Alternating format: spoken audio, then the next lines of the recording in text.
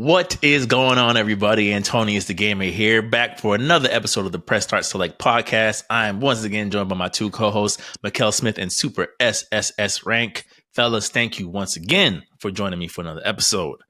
Now, there's a couple of things we got to address. There's a lot to discuss in our country right now, right? But what better way to get your mind off of the turning events of the world than with some video games?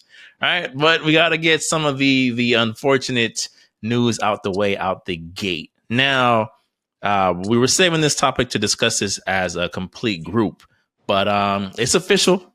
Concord is never coming back. Firewalk Studios has officially closed its doors, and the team will be dissolved. I hope they all bounce back into different positions, and crazy. It's not a reflection on them as talent. But before we get into our thoughts on how this all played out, I just want to play a little in memoriam of, and when it comes to Concord and the times that we had during those 2 weeks and what that meant for the community. So you played the games? Oh no, not at all. just of course, right? Of course. give a heartfelt goodbye. Yes, I am hopeful for today. Take this music and use it. Let it take you away. And be hopeful, and he'll make a way. I know it ain't easy, but that's okay, cause we hopeful. I wish that you could show some love instead of hating so much when you see some Wow. people coming up. I wish I could Nebulos. write some music and have them tripping off the joy I bring. Shit. I wish that we can hold hands, listen instead of dissing lessons from a grown man. And I wish the families that lack, but got love, get some stacks, brand new shack in the lap. Yes, of course. Wish we could keep achieving one. Whoa, really? Racist. Okay. Not even in the depths of space. My goodness. You can make it whether you with them or your man's gone. And I wish I could give every Sally some conversary and a popo bring the heat on a piece like that did I Kelly. And I wish that DOC could scream again and bullets could reverse and pop and really breathe again. Shit. Then one day they could speak again. Fellas, may the R.I.P. characters that we never got a chance to know, may they rest in peace. May they rest in peace So forever. long and farewell. Now, how do we feel about Concord shuttering its doors forever as it sails off into the sunset? I think it could have bounced back. Like I said, bro, like No Man's Skies is a proof to that, bro. Things could bounce back with the right investment. I just do feel this current gaming community, or I would say ecosystem, there's very little room for that, I would say, and that's very sad. That's very sad to see, because I do got to give them props. This studio does have some good credentials. Mm-hmm. They do have good experience in making multiplayer style games, and I think that's something that Sony wanted to really invest into, because especially on a first party scale. But then my thing about it is like, all right, I get it. This particular thing did not go well off launch. Okay, if it needed some more polish, give it that. But then you also got to look at the other factors. Is like, bro, there's a lot of competition right now, because like I keep saying it, bro. That Valorant release was the seal in the coffin. And then, Marvel Rivals is like really around the curve. There's too many big players in this arena as of now that has so many of players' attention. And then, Yes. like how you just said, like, bro, as we get older, you're literally picking to choose what you're going to play for 2 to 4 hours. Yeah, 2 to 4 hours It's not over the next 6 months. Yeah. And then, of course, people train for tournaments and all these other things. So there's people who choose this one game and say, I am going to play this every single day until this next tournament comes around. Mm-hmm. And, and I get it. That's part of the esports scene, bro. There are people, but no, all I play is Under Night. That's all I play. Mm-hmm. No, I can't. I can't take a day off from playing Under Night. I can't allow my ranked setting to reset.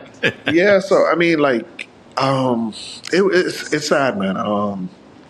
Because, like I said, we're starting to see a trend where the studio is blamed, which I don't feel like it's fair. Because first of all, it reminds me of the film industry, right? Where like when a movie is bad, it's like, oh, the director's just horrible. I'm like, the director only followed y'all vision. Let's be for real. Yeah, because like people got to really realize the parent company has a lot of pull into certain things, Yes. man. And it's just a simple fact of the matter is that you purchased this studio, you purchased a studio where people they were minding their own business, and now since they're under your flagship, now they gotta go. So that means I basically, I was purchased. My Yeah. job, my title was purchased, and Tim, now I'm getting you were fired. acquired. You were acquired, Acquired, Tim. yes. You were part of a bigger merger, Tim. Yeah, and now I'm getting fired. So, like it would it would have probably made more sense. Like, yeah, if you close the studio, of course, but then you revert those talents to other things. Yep. Because let's just say like some of these games have had multiplayer components. Like, look, for example, people. I remember that day when that Uncharted 2 trailer dropped with multiplayer. People was like, "Wait, how does this work in the Uncharted world?" And boy, did it work! They figured it out. It worked. And that's still one of the biggest top multiplayer experiences PlayStation has from a first party outside of Killzone and Resistance. But then, guess what? That's what I said, man. People have been saying for years that, Sony's flagship shooters have needed a revival. Maybe you could have diverted those people towards that. Yeah. But it's just sad. Yeah. Yeah. That's right. Before I get your opinion on it, Tim, your conversation made me think of something. Do you guys think that it's fair for Firewalk to bear the brunt of this? Because to what you said, Tim, is like, I was just acquired for having an idea. Like, it was not, it wasn't, again, to be fair, we don't know how it was pitched to Sony, right? Who knows how it was presented to them. But I would imagine that the people behind this weren't selling this as like Sony's next best thing of like, we're worth a $200 million acquisition plus marketing for this game. It doesn't feel like that was the case with this game. But what are you guys' thoughts on that? It's a mix of both, man. I do feel like, when they present things to the head, which is Sony, I do feel like sometimes things get lost in transition. Like, oh no, we want our characters to get like this, because I do feel like a lot of people are trying to really copy the Marvel formula, the Marvel and Apple formula of things. But then you really realize, man, you're just ruining the nature of games. You're really bringing such unnecessary factors to this ecosystem that is going to hurt. Because, and we're seeing it happen with multiple properties now these days where like nothing is safe. And, I was excited because, this was one of the acquired studios. And I was just glad that they're finally putting something out, because when you really look at everybody else, everybody is just in this limbo state outside of like, Sucker Punch, But then outside of Sucker Punch, out of all your first party studios, no, you don't hear nothing from nobody. Yeah. We haven't heard from Media Molecule in years. You already know, Gran Turismo. That's the only game they're gonna release. They don't need that. They don't need. Know what their bread is buttered. They don't need nothing else. But then what about Sony Santa Monica? What about all these other studios that are under this flagship name? What are they producing? And of course, Insomniac is stuck in this limbo. So it's like, okay, so what about everybody else? Yeah, that's what I'm saying. Like, it feels like Firewalk kind of got trotted out. Like, look, it's all on you guys, and it's just like, dang, is it? Why? Like, why them? Why were they picked as like, you got a kid? Like, now go Lil Wayne, this Cash Money Records, and save us. It's like, why did Firewalk kind of get like this huge push? You pretty much spent the Spider-Man 2 budget acquiring them. Like, that's just, it just felt like, why? What about this to them felt like we got one? That's just the thing that I'm like, I don't understand. It's accountability. It's accountability, like the lack thereof. Yeah, the lack of thereof, bro. Because no company is going to really come out and say, "All right, my bad," or do what you need to do to save it. Because I kind of feel like it's coming out to the point where, like, yes, the marketing is bare minimum. They're expecting things to sell due to like flagship rights. Like, once you see that PlayStation Studios logo, it's supposed to sell. Like, even like like names. Everybody's they're trying to bank off the names of things. versus Yeah. because we see it happening now with all these remasters. Like everybody just trying to bring back a remaster of this or a remake of that, and just trying to bank on the name of it versus what is the actual substance. I personally felt like from that Concord beta, and, that's the purpose of betas. Is this product ready? Right. If it's Test the not, waters. Mm-hmm. then it's not. Yeah. And if your beta numbers were that low, it's probably a gauge. If this is what's happening when it's free, right? Free in this state, it's not looking good for $40. It also should have been free to play. I feel like if you really wanted to give it a fair advantage in this market for it to build over time, it should have been free, bro. Because trust me, bro, like even and this is a good example. I remember when Virtua Fighter came back with that latest upscale. It was free on the PlayStation Plus for 2 months. Mm-hmm. You know how much people downloaded that? Yep. I was away on a trip, and as soon as I stepped into my house, I turned on my PS5 and downloaded that. Just so. Yeah. And I it's downloaded just it also. like you can't beat that. You really cannot beat that because now you're on a much more steady ground for people to test out this product, see how they want to invest into it, and like look at Genshin Impact. It's free to play, and then they make most of their money from the microtransactions. People like skins, bro. I've been sucking into many skins before, many, and I'm not gonna downplay it. But it's the simple fact is like $40 is expensive in this time and age, bro. It really is. $40 for a new IP, I'll say. Yes. Because it's not that bad, but when you're like, hey, come invest, make this initial investment to invest more, it's like, why would I do that? I don't even know what this is. Yeah. S-Rank, what do you think about the closure of Firewalk Studios and work the remains of what Concord has caused? I think that's an extremely poor form of management, in my opinion. Like, you acquired this.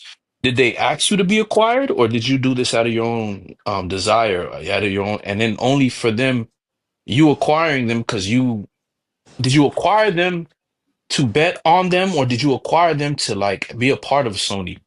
It kind of I felt think like, I think they were trying to bet on them because when you really look at the history, a lot of these Firework studio heads, they were ex-members of Bungie. But then Sony acquired Bungie. It's and so Everything kind of leads like back to live service. it's like and so yeah, everything goes back to like and this brings me back to the dark ages of Resistance 2. People felt that Resistance 2 was a step downward in certain areas because they removed the Ratchet and Clank weapon wheel that was in part 1 and part 3 because they were trying to make it the Halo killer, so you were only limited to 2 weapons at a time. And I kind of feel like that's where Sony went wrong with this. Like, you're still trying to be this Halo, what's the Destiny type of like Titan once again in terms because you feel like that's the only way to bring people units in your system is through this multiplayer format. And I get it, Sony, they were very strategic when they, basically took over the fighting game community.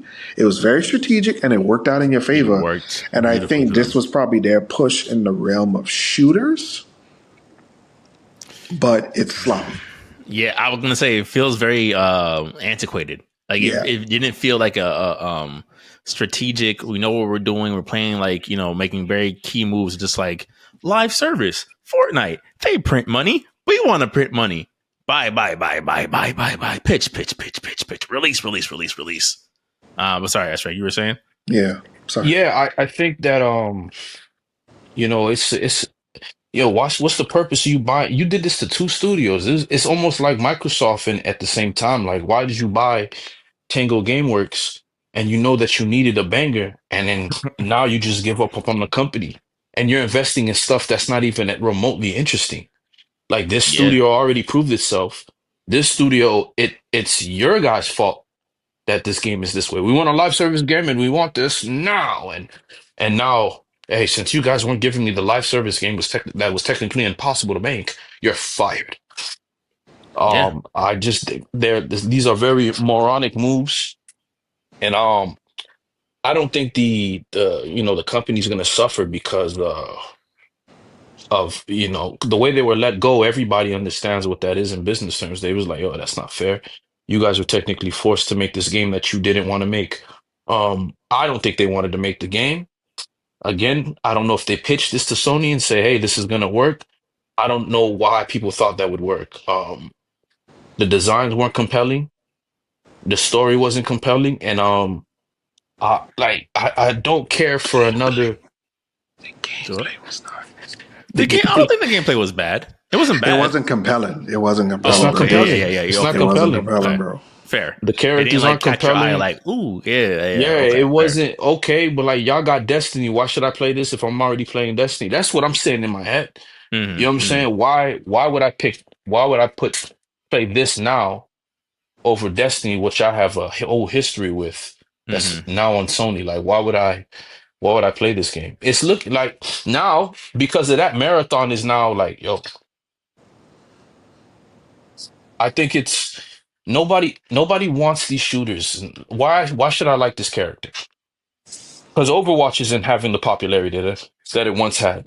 Nope. Why do you think that's gonna work? Valorant is played, but who cares, right? I'm not thinking about Valorant. I don't see Valorant show up on my timeline. Yeah, it Right? has its Valorant, like key audience, and that is and it. that's it. Like just like the Counter Strike people, you feel me?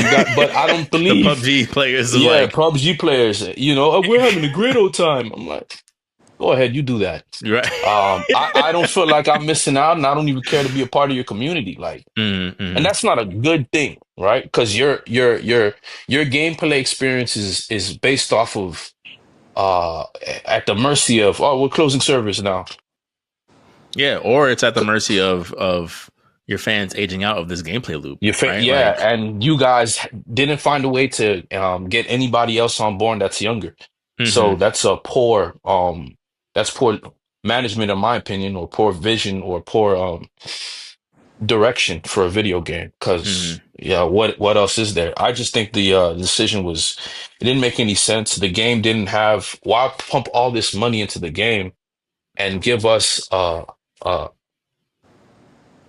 knockoff cereal brand version of the cereal catalogs that we're used to. I'm not picking golden frost, golden, I don't know, what do you call me, white flakes over over frosted flakes. sugar flakes. Sugar flakes, or powdered flakes, or whatever you want to call it, like um glazed flakes, like whatever you want to call it. I'm not picking that over like frosted flakes or the series brands that we're used to. And so I don't know. And so from that, my heart goes out to the team. But I have a hard time believing that you guys really saw this was gonna work. Like, I you think they know, did, bro. I no, think they did. why? Like, because like I'm glad you brought that up, because that was gonna be my next thing of like, I think Sony has learned a lesson to some degree, right? There's no way you don't learn some type of lesson when you lose that much money on something that didn't work. But they're not abandoning live service, right? Like we keep hearing reports and seeing reports that yes, they've reduced the amount of live service games they're looking to put out, but Sony still has intentions on releasing, I think at the moment, 3 new live service games over the next couple of months. So it kind of makes me think of like, okay, you've realized that this isn't quite hitting the mark you were hoping for. But what is it? I guess it's kind of like in my mind, I'm like, what are you seeing in the market that makes you feel like I need a piece of this pie? Because to Tim's point, there's so many hours in the day. Like, why do you feel like gamers are going to go to whatever you put out versus whatever's already out there? Yeah. Why would I do this when I could go play Black Ops or Fortnite or any of the other games that already have established ecosystems? Do you don't think this puts a bad taste in my mouth if I was a PlayStation, I'm a PlayStation customer, and to see that, okay, I wanted the shooter, but this isn't the shooter I wanted. Okay, now that they didn't give me the shooter they decided for me to like, they cut ties, and they punish the people. They punish the people for not producing what they want, and they still try the same tactic again. We're gonna just try, versus not giving up with these seasoned veterans and saying, okay, Concord didn't work, let's try to make something else. Or maybe they should have rebranded Concord and did something else with it. Mm-hmm. Like I wouldn't have totally given up on that. Okay, that's you have to take the responsibility, Sony, for that decision, not these people, not these game developers. So now you Right. fire these game developers, knowing you need good game developers to make a game, and you're gonna go ahead and acquire another studio to do it. Who are you gonna call? You're gonna call BioWare to help you? You're gonna who are you gonna call? Who are you gonna ask for help? Right? You might as Mm-hmm. well bet on yourself. Okay, it didn't work. Nintendo, if they have a botched game, they don't fire their entire staff. They okay, this didn't work. We're gonna try to make another one. The Wii U didn't work. Did they fire the staff that decided to come out with it and pitched it and believed in it? No. What they did, they waved the white flag. This didn't work. Went Let's back to work on the next formula. best thing. Back to formula. You feel me? Mm-hmm. Other than that, like, I So, hope the people mm. I hope the people from Concord get their Norman Osborn moment. Back to formula. You I was feel gonna me? say I hope they get before we their close Norm. out this Sony topic, is there anything that you guys feel would make sense for Sony to pivot towards, right? Because obviously they do want to break the stigma of being known as the third person action adventure first party studio. They want to be able to do other things. What is there like a genre of games you guys see that Sony could maybe pivot back into? Because again, they do need shooters, right? Like we got to give them credit for that. They do need SOCOM. shooters. So like, SOCOM, U.S. Navy SEALs. It was hot. I wouldn't go with like nah, direct military shooters anymore, yeah, bro. Black Especially Ops. due to the climate of the world. Also, Oh yeah. yeah. So I do feel like fantasy shooters is a good thing, and that's why, like, well, for me personally, I felt like Killzone and Resistance, especially Resistance, deserved another run. I Mm-hmm. kind of felt like the last installments of those games, the release windows for them were very odd. With Resistance, it was doing well, but then the hack happened, Mm-hmm. and then the last Killzone was a day one title for the PS4. So like, and the longevity of it just was not the same compared to the other ones before it. So I do feel like there's room for them to go back to those things in some way, because I look at it as like, all right, Ratchet, technically the last game in the main timeline, because apparently this new one is a reboot. The Mm-hmm. last one was Ratchet and Clank Future Into the Nexus, and that takes place after A Crack of Time. So the new one, the rebooted one, was based off like the movie that they released, and then they came out with this other one with the female Ratchet, which was pretty cool. So now you've introduced a different universe of Ratchet in a sense that you don't really need to know the full continuity, but you're able to do some new things. Um, I think you should take that way with Killzone or Resistance, man. There's ways to revive these things, man, and you just have to really be understanding of what you have at your forefront. Mm-hmm. SOCOM, like, yes, it is a beloved series. I will admit that, but I do feel like those shooters, even like Siphon Filter, like I a lot of love people have been Siphon Filter. asking for that for I love Siphon years. Filter. But there's ways you could do it, man, and that's where like you really got to ask yourself, like, what are these studios doing? Like Sony Santa Monica, like I believe if it's not MLB related or God of War related, they're just Well, they're working on a new IP. That's all we know. yeah. We know for a fact they're working on a new IP. I don't know. They haven't announced any details. They just keep I saying mean, well, they're working on a bro, new IP. I mean, to be honest, the way the world looking, I don't even think we're gonna get another state of play before the Game Awards. Yeah, no, you're right. I would be surprised at this point. Yeah, Yeah, I at would be this surprised. point, because they're already doing the roundups for the Game Awards now.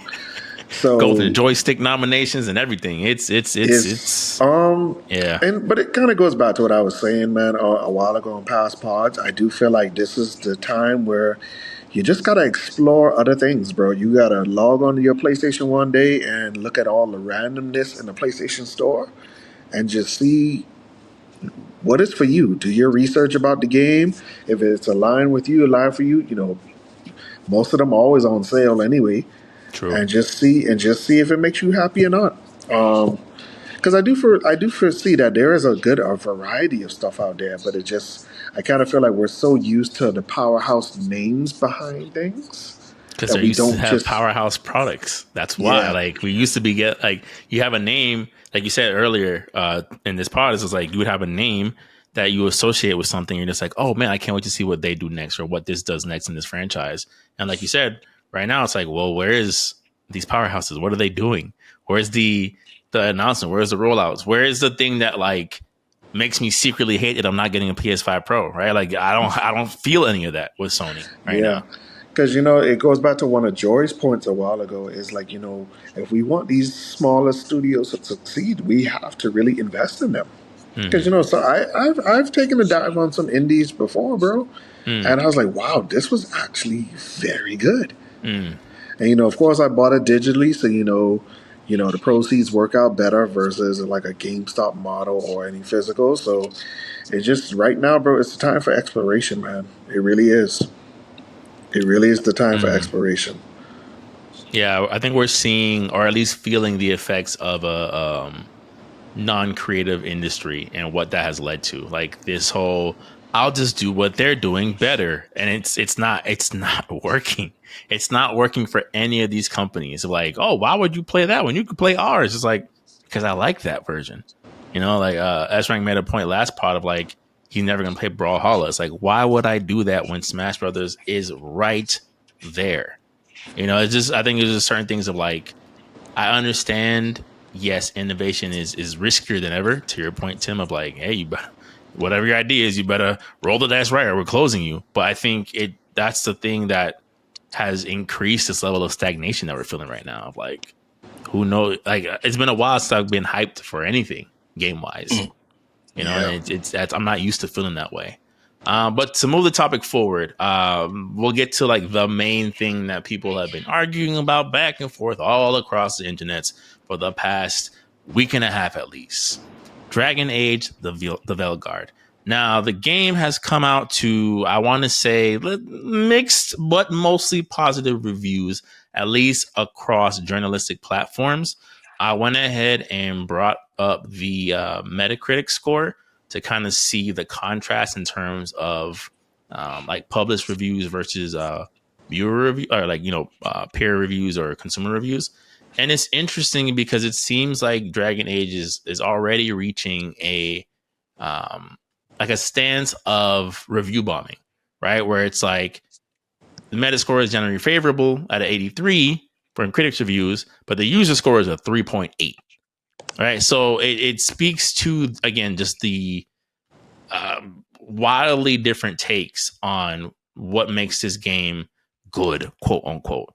The reason why I wanted to bring this up is not because it's been such a hot topic in the gaming industry, but also because it feels like, due to a variety of reasons, right? Whether it be the wait, right? This is a game that people have been waiting for 10 years, whether it be the presentation. There's been, I would say, some valid critiques about the graphical style of this game, or just the gameplay loop, where it's like it's maybe 15 hours too long in terms of what it's offering and bringing to the table. What do you guys feel about some of the rhetoric and like discourse you guys have been seeing about this game? And does a game like this need to be a 9 out of 10, a 90 on a Metacritic in order for it to be considered a quote unquote good game? Okay. Can I say something? Go Sure. ahead, Jory. Does Last of Us need to be 90? If they were making another Last of Us game, does it need to be? I would assume so, right? I You would had say the no, but that's, not on again, Metacritic, but with I think we people. came from a You feel different me? era. So like that's why Yeah. like I'm like it's hard for me to look at this the way I see people look at it now. But sorry, go ahead. No, and the second thing for me is like, do I care what these journalists are saying for certain games? Do I believe them? Do I trust them? Do I trust these sources? What's the motive behind their when you post the same article 4 times, Mm-hmm. to me, there's a like you're trying to convince me Mm-hmm. to like, okay, but then when you look at the numbers, like this is only because of certain factors. Like this is the first time you released on PC. Of course it's gonna look like that. It's the first time you release day in and day out. And you're Mm-hmm. putting this up against games that you're using this chart. So it's not a whole lot of honesty there. And that's why when people see that you're kind of like you're controlling a certain narrative, it's looking like it's just not looking favorable in a lot of ways. Hmm. So there's that. There's the people that like this game aren't. I don't. At least I believe they really wanted a. They waited 10 years for something fulfilling that didn't fulfill or hit all the check boxes. Hmm. You changed the style of combat, right? Which is okay. I can understand that change. Hmm. But what is the game known for? Like, yo, we get to make Um, options and Apparently, Jory, and this is to add on to your comment, so I was doing some research about it.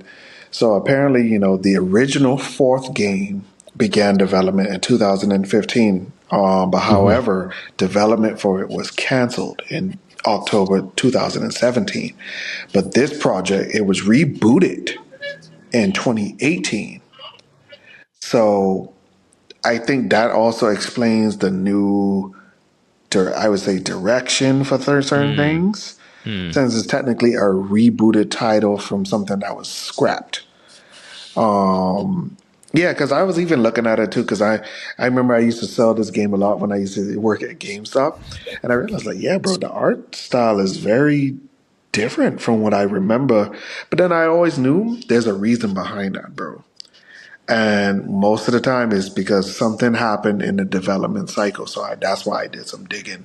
Hmm. So sometimes when that happens, you kind of have to look at it as something separate from what you know. But it also goes back to what we said before. Everybody's still banking off a What you? name Yeah. versus, Yeah. like, I feel like it could have been good, or looked at something as fresh and new if you would have just given it a different name. um yes and no. Why? The reason why, because it's like, okay, for someone, say you talk to a Dragon Age fan, right? And all the Dragon Age fans are saying, yo, Inquisition is good, but you really need to play Origins. You really need to play Origins. You really need to play Origins. Hey man, I want to play The Witcher. Which one should I play? Should I play Witcher 2? Yeah, you can, but play 3. Trust me, you'll be fine. Play 3, right? So I finally played 3. I finally played 3. Say for example, I'm late to the Souls community, right? Hmm. Everybody keeps saying Dark Souls 1 is amazing. Okay, I buy Dark Souls 1. I beat it. I said, that's fine.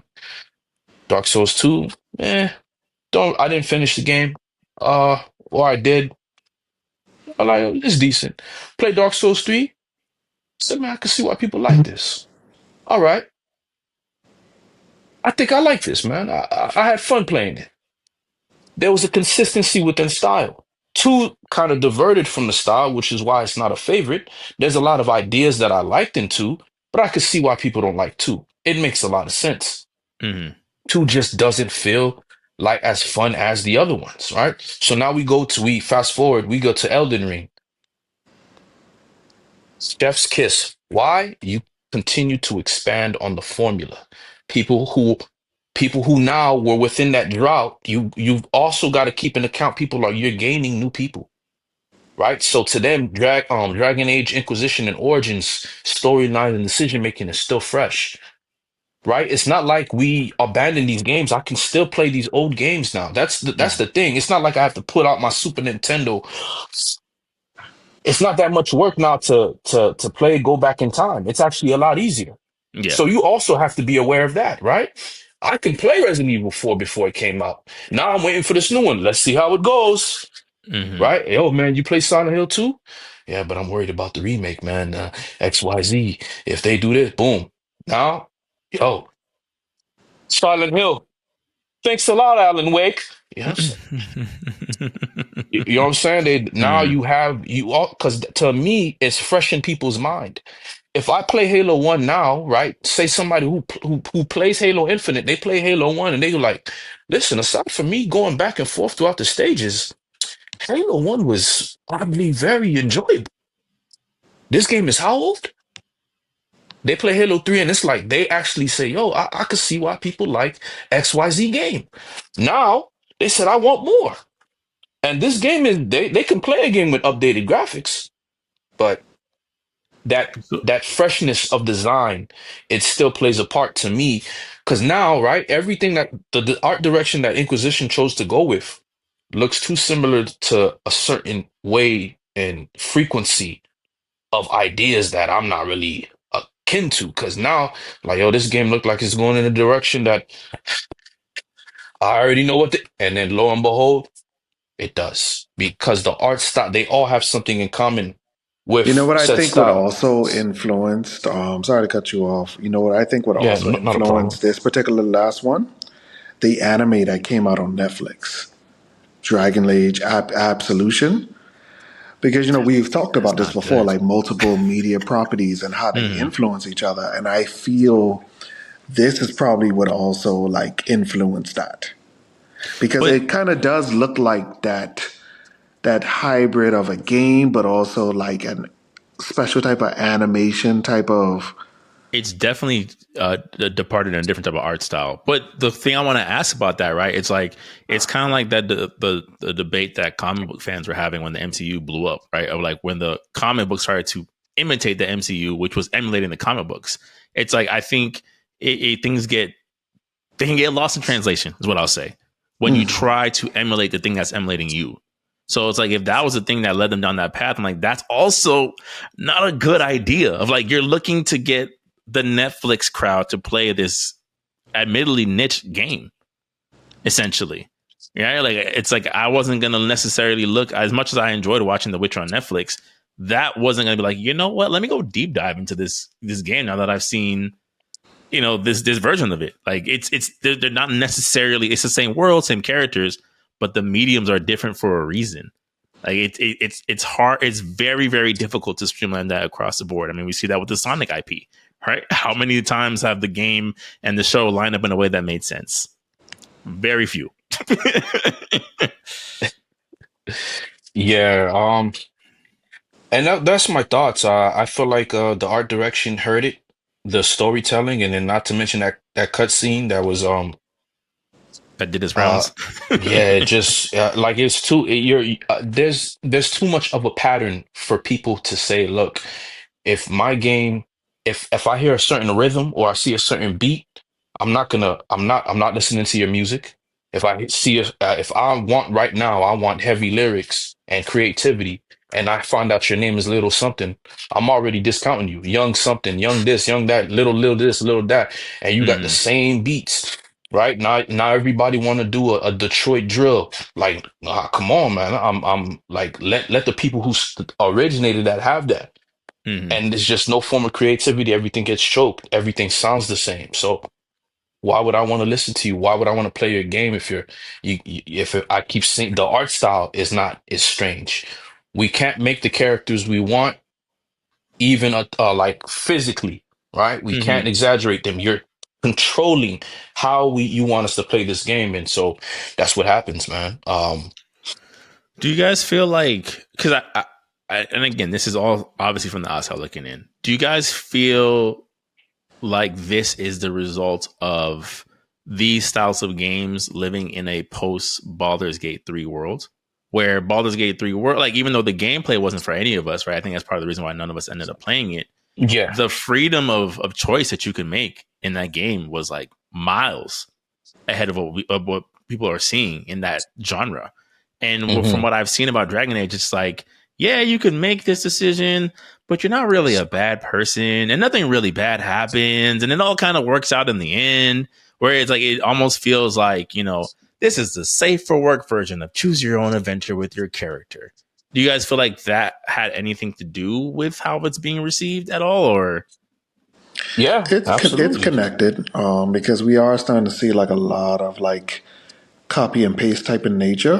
Because even after Wukong was released, next thing you know, there were some games that had like a Wukong style. So like people's like, wow. And So name Wu you, Chang, like, dog, really, dog? Like, y'all couldn't think of I was anything like, else? I was like, yeah. So Wu like Long, Fall in Order, like, y'all couldn't think of anything so else?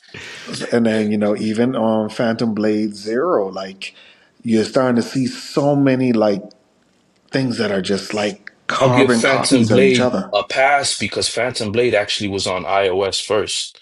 So Mm. he made his he you know why, and then his game is not like it's not like a Souls like.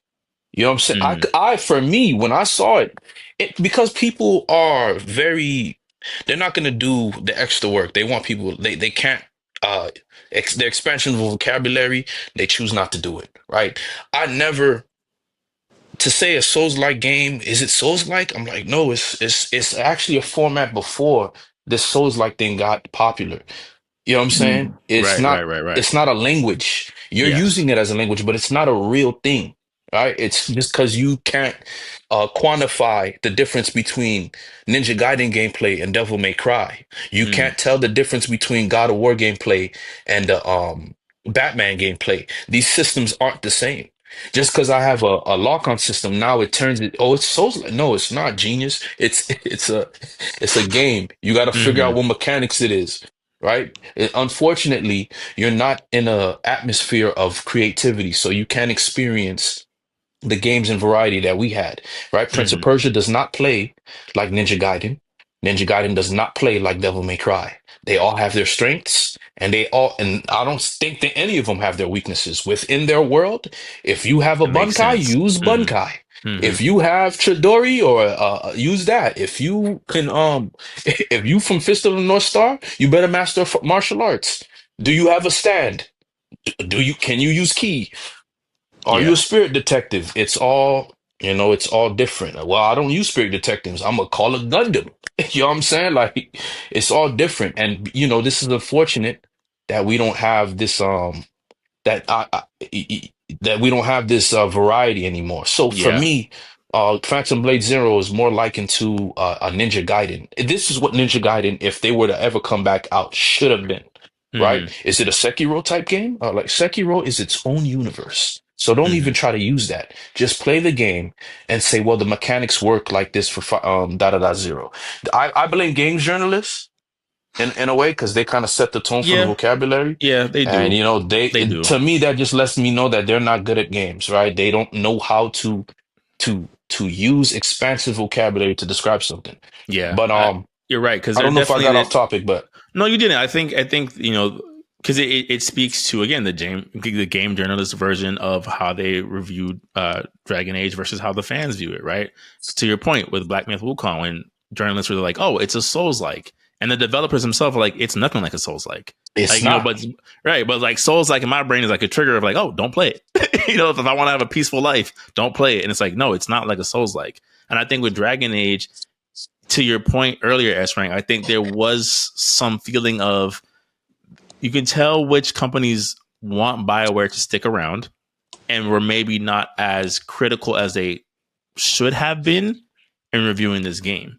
But then there's also where that nuance gets lost because, again, the loudest voices in the room are just screaming extremes, right? Where it's like, I look what think happens when you do this. Because like, to compare, right? It's like people are like, oh, the writing. I'm like, but you guys didn't like the writing in Mass Effect Andromeda. no, it So was bad. It was bad. right. So I'm like, so Mhm. it's not a Dragon Age thing. BioWare has been struggling with writing for some time now. Yeah, It wasn't a yeah. go woke, go broke type energy. It's like, no, they're clearly struggling when it comes to their game narratives. Like, where is Um. the bigger Okay. discussion about that? Now, even with that, I think people will look at that as the beginning of the end. That's So fine. that's how Right. people will look at it. Like, you feel me? Because to me, I'm like, when I Mm-hmm. played Mass Effect Andromeda, dog, boy, I was heartbroken. Because Mass Effect trilogy, to me, I encourage you guys to play it. It's different. It's not really it's hard in different ways. You just have to think, you know what I'm saying? But Mm. I listen, as far as story, you want a good story, play that. I wish those guys had their hands on a Star Wars property. Mm. I wish the writers, because to me, Mass Effect 2 has the best ending in a video game. Besides Metal Gear Solid 4, that's my top endings in a video game. As far as like the final mission, the final everything, Mm. the story. So Mass Effect 4 is, to me, like, it's like what you would look at Shawshank Redemption. It's that movie. No, it's that for a reason. It's Forrest Gump for a reason. It's the Matrix for a reason. It's the Terminator 2 for a reason. You want to learn how to write a film? Go ahead and study Pulp Fiction. You want to, it's one of those films to where like, no, this is actually a standard, and you have to reach it. It's what you would equate to the NFL reaching Tom Brady records or Jordan. And no, those were serious rulers, and they moved the measuring scale. They increased the ruler or the stick or whatever of measurement of greatness. That's a real thing. Mike Tyson in his prime, that's a real thing. It's not fluff. It's not because he was viewed as the favorite. It's because he actually earned to be there.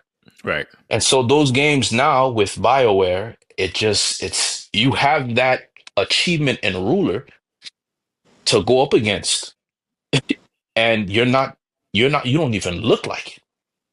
You get what I'm saying? So you don't look like it, not to mention other games who preach the same thing you're preaching and look the same way you look. You keep giving, now people are awakening from the Matrix, and how do you expect them to react? They feel cheated. Man, I've been lied to all this time. Blah. They're gonna, you have your loud voices, but it's just what happens. Like, how do you respond to? It's just what's gonna happen when people finally start to wake up or feel like they're being cheated. It's an extreme because we're in the video game space, right? But that frustration is coming from its escapism. The world around us is not telling us we're having a great time. You know what I'm saying? So now when we come to this game and you sound like the world we're trying to escape from, I'm gonna push the screen. I'm gonna push the screen. Like imagine the Final Fantasy fans. Imagine the Halo fans. Imagine the people that really believed in this product. Imagine, right? They say, imagine if God of War wasn't it. Imagine a future. You would be like, right? Yeah, And no, it's that's what I'm saying. yeah, Like, that's the whole thing. Like, I get it. I understand the discontent with how things have pivoted for this particular genre, especially for a 10-year wait. If I had to wait 10 years for something that got reintroduced to me in a completely different way, I'd be upset too. I just think, again, that nuance, and it wasn't right? good. It didn't lead. It didn't create anything new. Okay. Right. It played it as safe as possible. But again, I think that's what I'm talking about. Like, it's the nuance of things of like, does this speak for a bigger issue, right? So, like, for example, we've had a much easier time kicking Ubisoft's back in because everything that's going wrong with their games speaks to a bigger problem at Ubisoft, right? It's not an Assassin's Creed Shadows thing. When you said you were going to drop a quadruple A title called Skull and Bones and then show that gameplay trailer, like, okay, you may have lost touch with this place we call Earth. When you put out an NFT game, you may not, like, your priorities and with your investors may not be in the best alliance with your consumers, right? So that's kind of my thing of like, I don't think it's necessarily the game of like, oh, BioWare needs to shut their doors, but it speaks to the underlying issue of like, it's clear y'all are having writing issues. Mortal Kombat 1, it is clear y'all are having writing issues. Where does, I think, like, if we don't have anything else to say, we can move on. But like, I just like, where does the bigger conversation start to begin? Outside of I don't like this. It's the conditions of it's the conditions of the world, man. Because we got to really realize it's the human element is. If we're gonna be that deep, it's here and everywhere you go. So and people's lives are being impacted, man. Even when this particular console generation started, bro, like, yes, it was burnout from COVID. There was many things that we were trying to get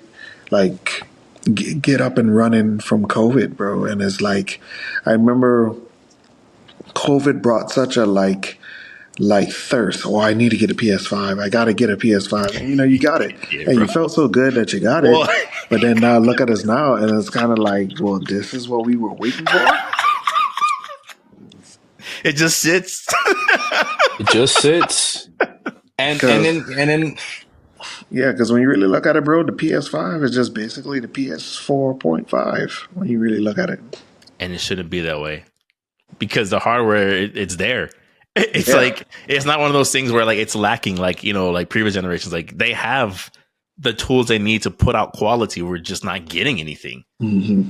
It's like creativity's been at a halt now, man. Because now once you tell me I don't like the way you drew this character, I don't like you. It's not off of merits. You know what I'm saying? Mm. It's getting to the point to I don't like the fact that you use the color red for this character or the color blue for this character because blue makes me feel that my mind is gonna. I'm like, no, listen, that's what the warning signs is if you're gonna get a seizure for.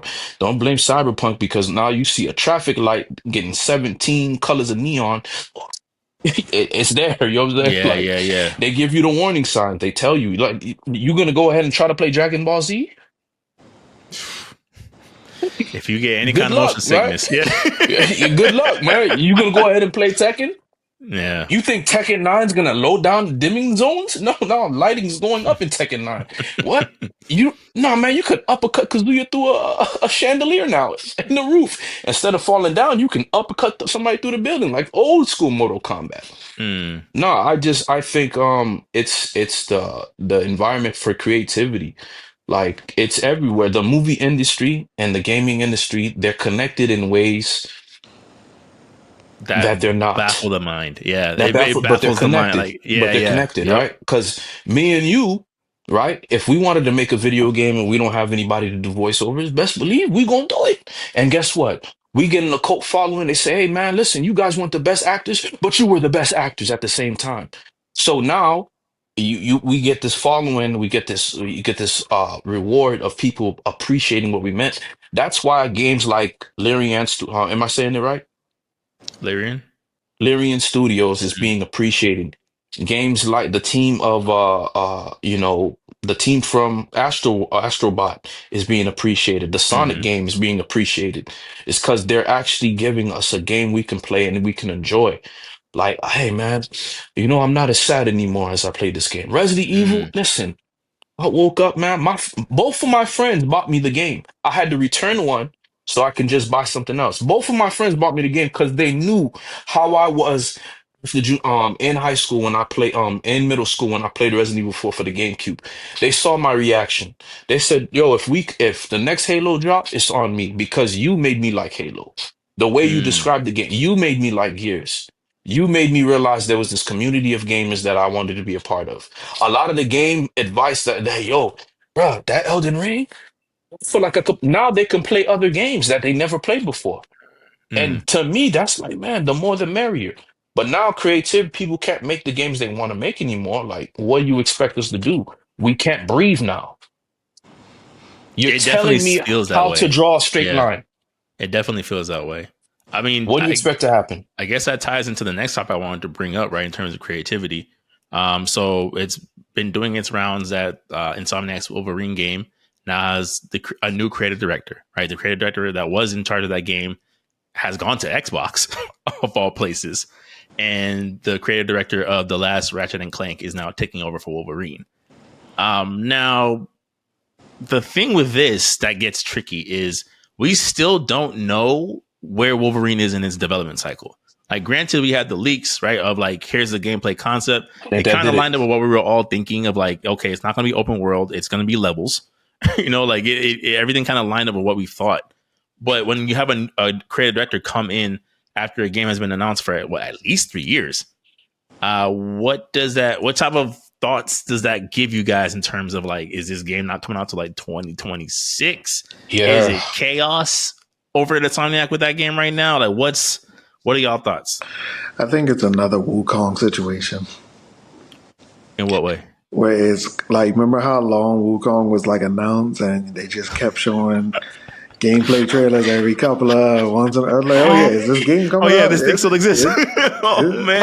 I'll say this. I'll say this to kind of like just okay. I think it's what Tim says. I would accept it fully if it wasn't the fact that this game is a Western game, if that makes sense. Because we know It does. what that signals over here It in the does. West. It's usually chaos. You get what I'm saying? Usually. And for it to be that studio, which has a track record of success, to have a guy completely leave and say, yo, I'm going to Xbox. Now that check must have been crazy. They said, "Hey, we saw on Facebook that you wanted a Tesla, a Cybertruck. Well, we can give your whole family that free of charge. Only thing is, you know,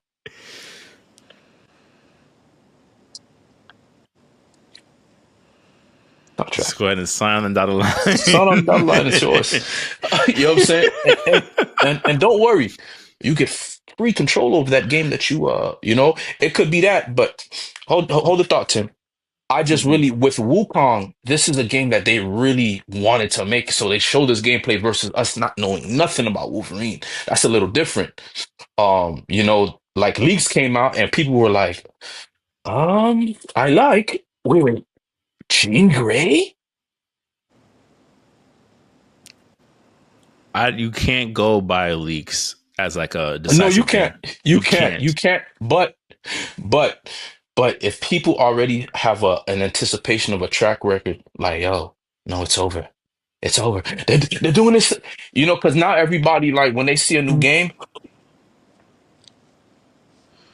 right? Lara Yeah. Croft Tomb Raider Season 2 already renewed, but I didn't like the first one. You know Yeah. what I'm saying? So it's like people holding their breath, man. Like I just honestly don't think I think with that's not a good sign. Usually in a Western game the develop leaves before it's time. That happened with Halo, man. And for That's happened me, with a lot of things. It happened that's with happened with a lot of things. So, Suicide Squad killing Justice League. bro, There's a lot of games where that's like not good the if it happens down here, top people have man. been like, I'm gone. Yeah, I'm not dealing with this stress, man. I'm not. Mm, You guys aren't ready. I'm gonna go someplace else. I'm not dedicating 5 years of my life to a video game, to a maybe. Yeah. to a maybe. So go ahead, Tim. I know you Yeah. have something that's important to say. No, no, no. It's definitely the piggyback of what you said. It is a bad sign, and I also do feel the reason why Spider Man. I'm starting to feel like the reason why Spider Man kind of just got like cut halfway through That's a is good point. because of the development of this game. Because I could already expect they want this to be a mature rated title. Mm-hmm. And I also do feel like they want to also build on the hype of like X-Men 92, like 7. returning, Mm. in the sense of having something that connects to that world, in a sense, Mm-hmm. or even just an IP in general. And Or I even kind just a of feel like, Deadpool Wolverine type hype. yeah, yeah, Mm. and I do feel like they're trying to build on these aspects, but then they truly want like, what does this game going to actually mean, in a sense, like in terms of depth, combat, scaling, so many other things, man.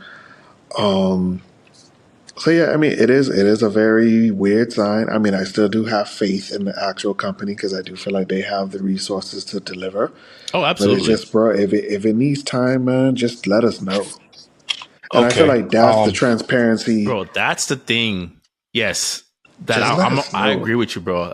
I said that last pod, the pod that you weren't there for. I'm like, I think the the thing that's a little worrisome about Insomniac is that we're not getting the usual updates the way we would.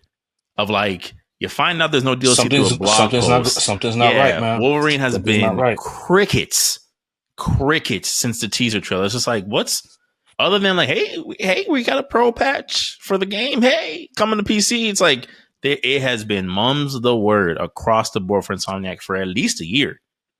And it's like you said, Tim, like they have a big enough team. It's not like they're a small team of like get it done type like developers. They have multiple teams that work on multiple things.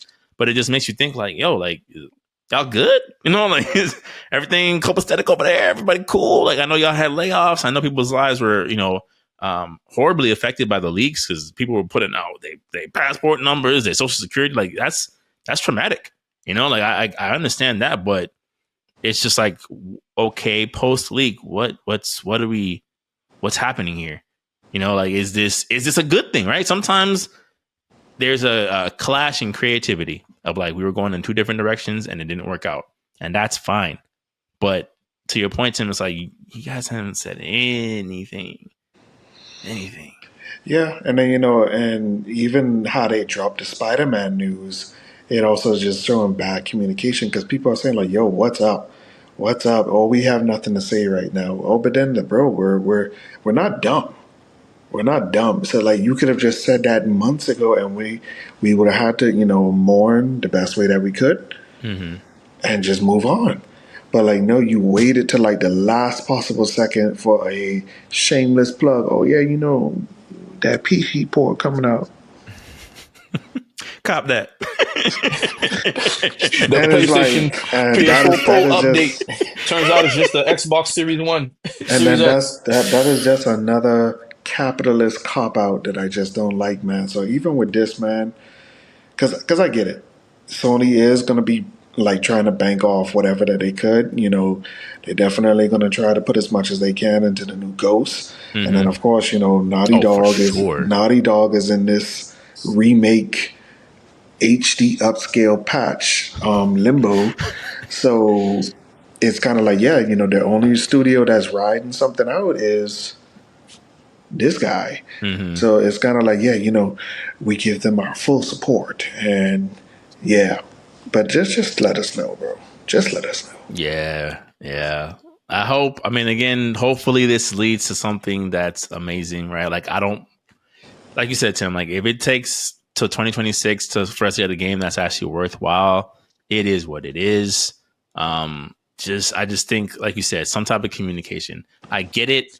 Some of these fans are literally insane, right? We've seen what they've done to like the Mary Jane actor. Like it's certain things. I'm like, I would get tired of talking to some of these fans too. You know what I'm saying? Like I would be like, you know what? When you told me, man. Yeah, I'm like, I would get tired too talking to some of these fans. So I get that, but I do think it is important to still keep that line of communication. Like, hey, just let y'all know this is happening. Peace. Hey, just to let you know this got pushed back. This is happening. Peace.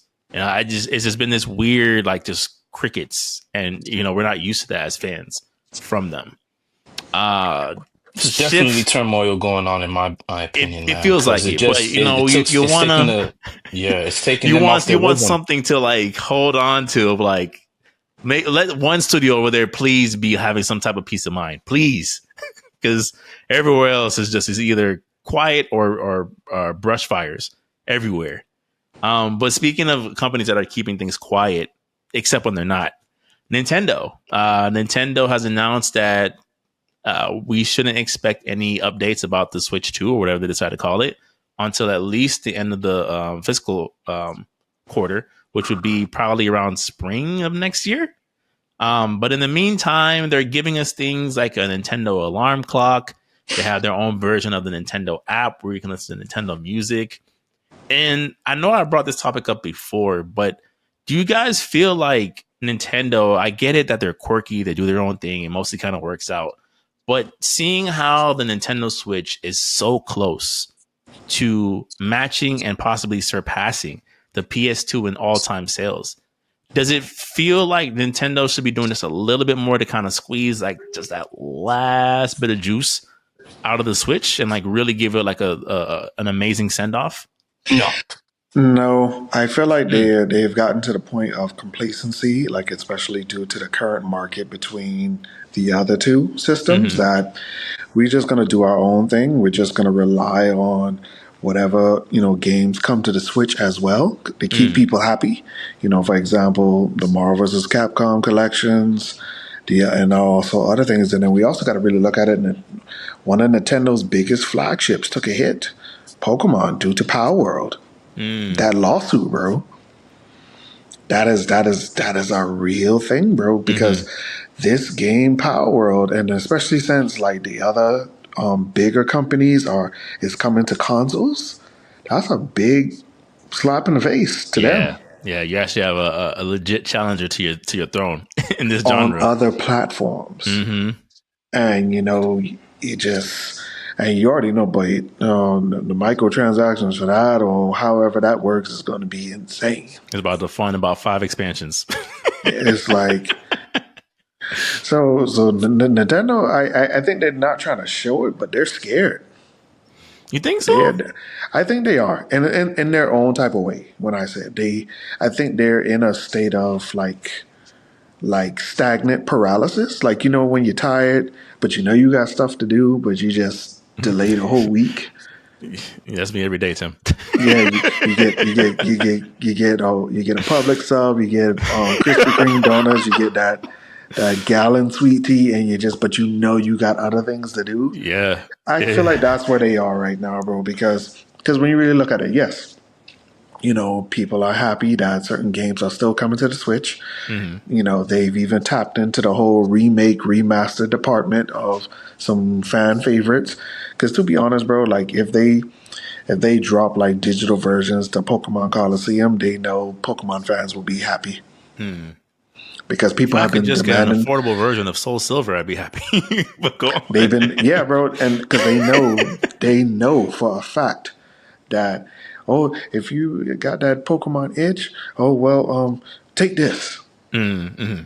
Just give us those specific games, and then they'll be quiet for a while. Because to be honest, bro, I do feel like they are in a very stagnant place of they're trying to figure out how to conquer this Power World situation, bro. I really But do. I think that's And interesting. especially after, and I will also conclude this, especially after the recent Pokemon leaks of past generations of what should have been in the games. Fans are upset.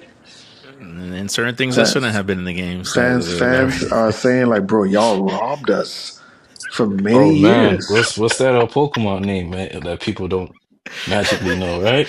Yeah, no. There's certain lore that are like, hey, I'm glad I hit the cutting room floor. Let me just say Yeah, that. but that was wild, bro. That was wild. It's like, all right. It's interesting you say that though, because I feel like this is a moment where you're right in the sense that like maybe Nintendo doesn't need to push on the Switch, but they should feel challenged in some ways, right? Like Power World, to your point, you look at the Steam Deck, bro. Like in I would say in a year or two, especially if they can find a way to make things like the Steam Deck, things like was it the Risis or whatever it's called, more user friendly. Let me say out the gate, right? Where like you wouldn't feel like you're about to have a heart attack if you put a Steam Deck in your nephew's hands. It's over.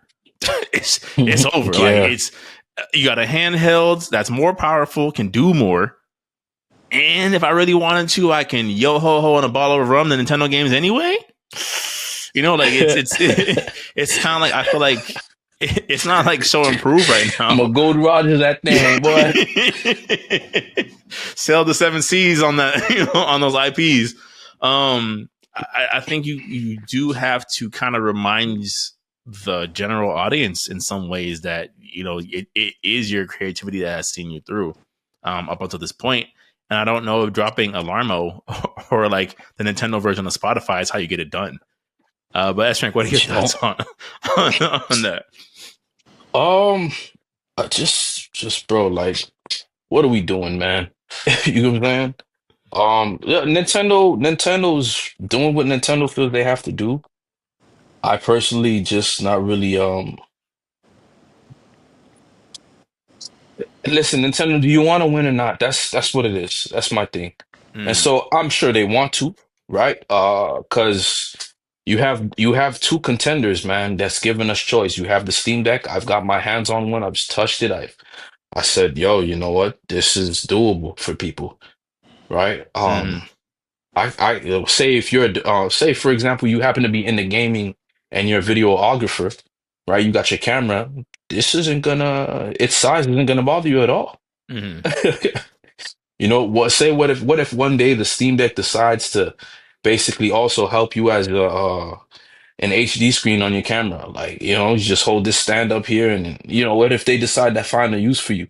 Yeah. What if Like, you oh can man, like successfully stream and screen record off of a Steam Deck? That opens yeah, up. I can that's oh on the man, we go. on the go I could stream straight up connection like Nintendo. You did what you're doing what Blockbuster does. Mm, Everybody will play VHS. DVDs will always be around. And Netflix shows up. Hey man, can we join up with you forces because we think this is actually gonna work. Nintendo, you did it before, and now you have PlayStation, which is monument, a beast, right? When yeah. it came out, right? Yeah. You did that to Nintendo, right? So you did that. You created PlayStation in a Yeah. way. So That was a crazy like. So for those who um, don't know, essentially PlayStation was supposed to be a Nintendo product originally, and Nintendo I forgot who the company they ended up banding with but they basically did a bait and switch with Sony at the last minute, which then forced Sony to kind of make their own system, and the rest is history. But it's just like they were looking to come like join y'all, and you were like, nope, and now you created your own competitor, basically. Created your own competitor. Created your own competitor. And yeah, like you have the ROG Ally, the Steam Deck. There's a new one that came out not too long ago. I gotta go see what that one's about. You're basically gonna become, and if God forbid, Apple decides to go into the console business and decides to just do, you know what? We don't have to make a home console. We can do what Nintendo's doing a little bit better. Let's do that. God forbid, right? I'm hearing rumors Apple's considering it, right? You can play Cyberpunk now on the new Mac M4. So like it's there. It's gonna evolve. It's gonna evolve. Because to Tim's point, I think the thing that Nintendo has always relied upon, and understandably so, it's their IP, right? So when you've had such a long run with Pokemon, when you've had such a long run with Zelda, when you've had such a long run with Mario Kart, right? You've had these certain genres on lock and key. Why? Because every family in America and outside is going to want to play Mario Party when the kids come over, or their cousins or their nieces or nephew come over, want to run a couple matches of Smash Brothers, right? It's like you have all these like party kid-friendly IPs, but to Tim's point, it's like, well, what happens when a company smartly challenges part of your audience of like, you guys never, ever fully embraced the aging Pokemon fans. You always kept taking it back to formula, back to the same old, get these badges, collect these cute-looking household creatures, and do it all over again, right? Versus, yeah, we don't need, again, Pikachu with the Thule, but here's another avenue for people who are still into creature catching, but they're in their 20s and 30s, right? So what happens when you get Breath of the Wild's, I don't know, whatever version, right? Or what Crimson happens? Desert. Absolutely. And if that delivers, or not for nothing, Monster Hunter. Yeah. I keep seeing more and more and more and more people getting onto Monster Hunter. No, Monster Hunter is perfect for casuals. It's perfect for casuals. People who complain about it, like I'm like, yo, play it. I had the same complaints. Play it. You play it, you're like, yo, you know what? This is actually very satisfying. And it don't have to be as long as you want, like you think it is. Like that's because, you know what I'm saying, that it's not gonna be that long. It's depending on how you play and how you choose to fight. Yeah. That quantifies how quick you can change the outcome, right? It could be a 15-minute battle, you know, and that's dope. If you're not that good, it'll take some time. You know, if you don't choose not to listen to the game's advice, it'll take forever. Dark Souls does not tell you to play the game with 1 HP and no armor. They don't tell you to do that. That is a choice. You are a sadist. That's a choice. You can literally do Shadow Clone, right? you summon the bell after you get your Mimic tier. Show up after that. Yeah. And you could give your Mimic tier Obelisk the Tormentor summoning ring. You can go ahead and give the Noctis ring from Final Fantasy 15. You can do that. You can summon your Jimbo in the game if you want to. They give you options. It doesn't have to be a nightmare. You know what I'm saying? Imagine a Monster Hunter with the level of crafting that you find in Breath of the Wild. Now what happens? Imagine and now Capcom doesn't want to play friendly anymore. Now what happens? Yeah, you're done. Yeah, like, right? So, hey, we can make a Monster Hunter and Zelda game to where you own a dragon. Crimson Desert got you already flying on a dragon.